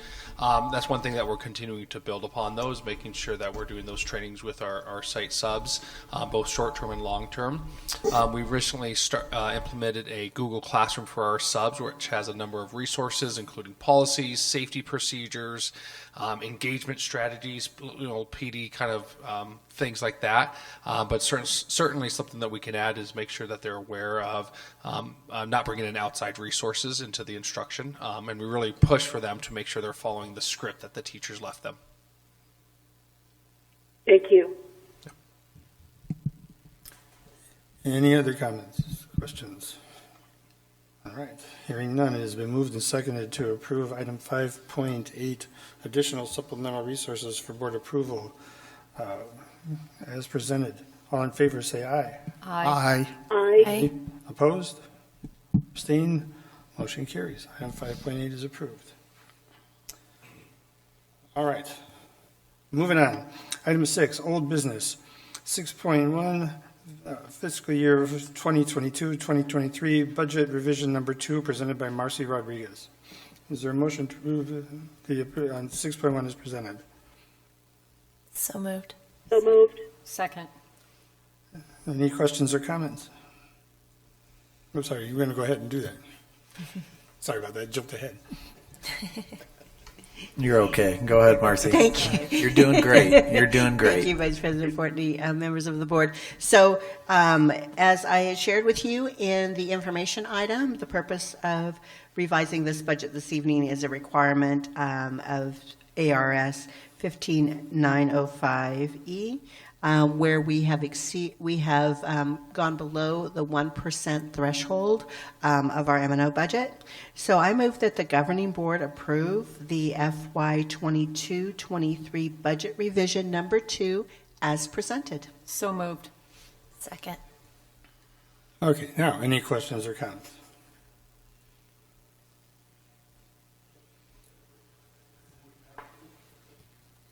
Ms. Rodriguez, have you, I'm sure you have, begin looking down the road at what might be coming up if the legislature doesn't get back in and approve that last piece of funding for school budgets? Member Brown, are you referring to the AEL, Yes. the cap that we have on our spending? Yes, that would mean $6.8 million out of our budget capacity. So that means that we would not be able to spend that, or if we did spend it, we would be in violation of exceeding our budget. So we have had conversations around what that might look like. We're very hopeful. It doesn't look like that is going to be a special session while the current governor is in office. But we're hopeful that when the new governor takes her place, she will call for a special session so that school districts don't have to worry about exceeding their budget in the last 3 months of the year.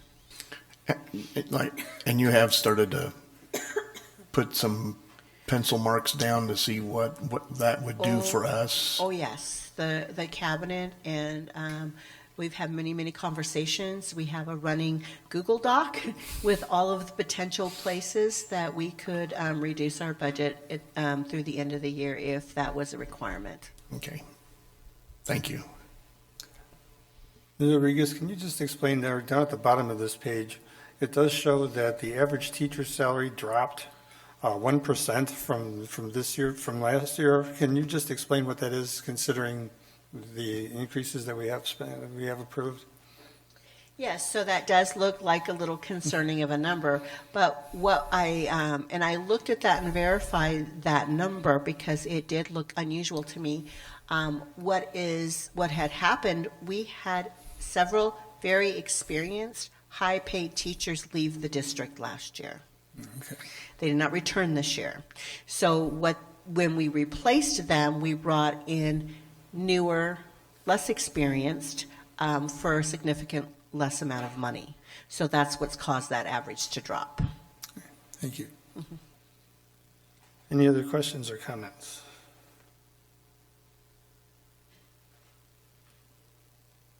All right. Hearing none, it has been moved and seconded to approve item 6.1 in fiscal year 2022-2023 budget revision number 2 as presented. This is going to be a roll call vote. It is mandatory that we pass this by law, so I will start by voting aye. Aye. Aye. Aye. Aye. All right. The motion carries 5 in favor, 0 opposed, or 0 abstaining. Item number 7, new business. There is none. Item number 8, future agenda items. Again, there is no discussion, vote only. So let me just get to that page. Member Walker has requested placement of this on an upcoming agenda. In response to the call of the public at our last meeting, I'd like to have an agenda item requested to review board policy IKFB in regards to high school graduation exercises. To establish equity for all of our students, I'd like to have language added to the policy for students with an IEP participating in a graduation ceremony if they do not earn a regular high school diploma and will be continuing to receive special education under IDEA until their 22nd birthday. Submitted by Member Walker and presented by me. All right. Is there a motion to approve? So moved. Second? Second. All right. All in favor say aye. Aye. Aye. Opposed? Abstain? Motion carries 5-0. Item 8.1 will be placed on a future agenda. Item 8.2.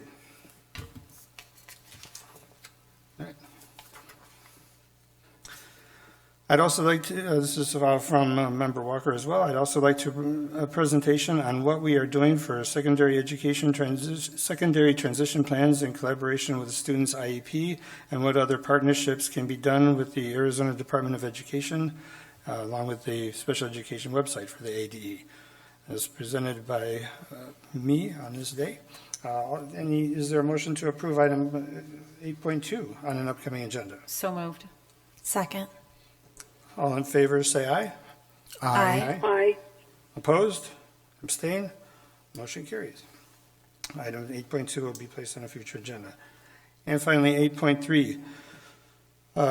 Member Walker has requested placement of this item on an upcoming agenda. With school safety being a top priority, I'd like our district to build a culture of secure gun storage by adding a secure storage notification resolution to our board policy, similar to the policy Phoenix Union High School District has adopted.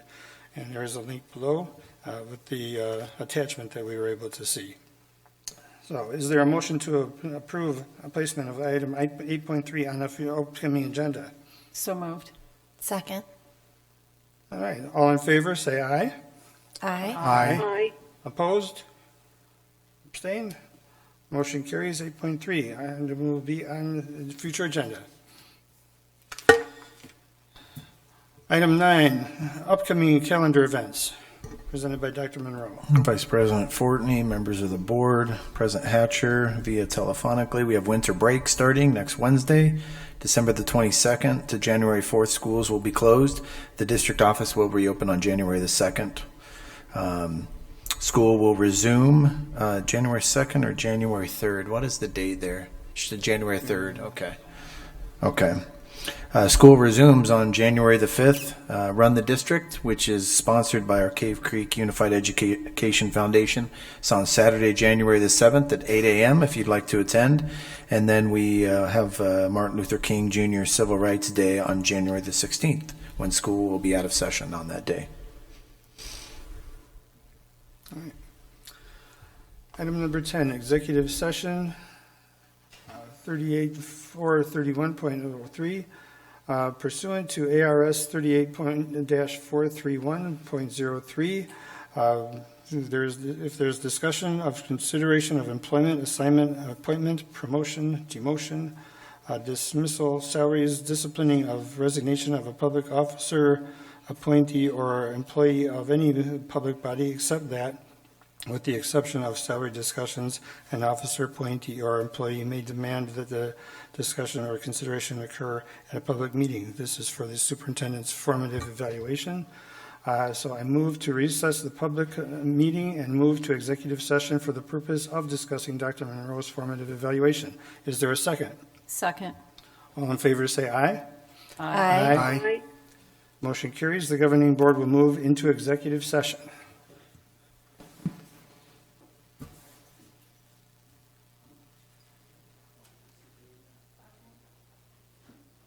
Make a motion to extend it past time. Okay. Tell me when. Oh, okay.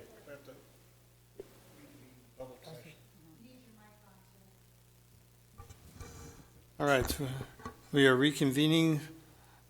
We are pausing the executive session and reconvening the public session so that we can vote on moving past 9 o'clock. Do I have a motion to extend this meeting past 9 o'clock? So moved. Second. All in favor, say aye. Aye. Aye. Opposed? Abstain? Motion carries. We will extend past 9 o'clock.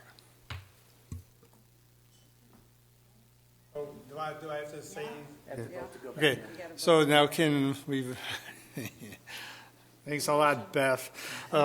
So just make sure that, the tape is not rolling on the executive session. Do I have a motion to return to executive session? So moved. Second.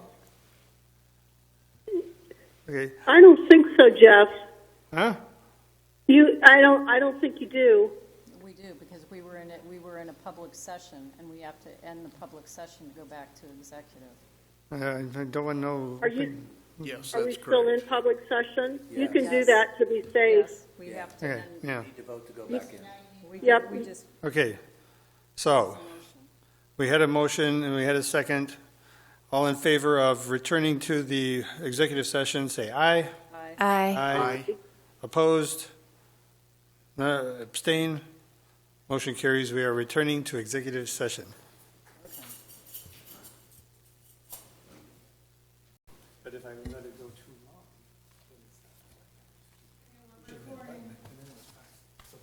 probably definitely need to charge. Okay, we're good.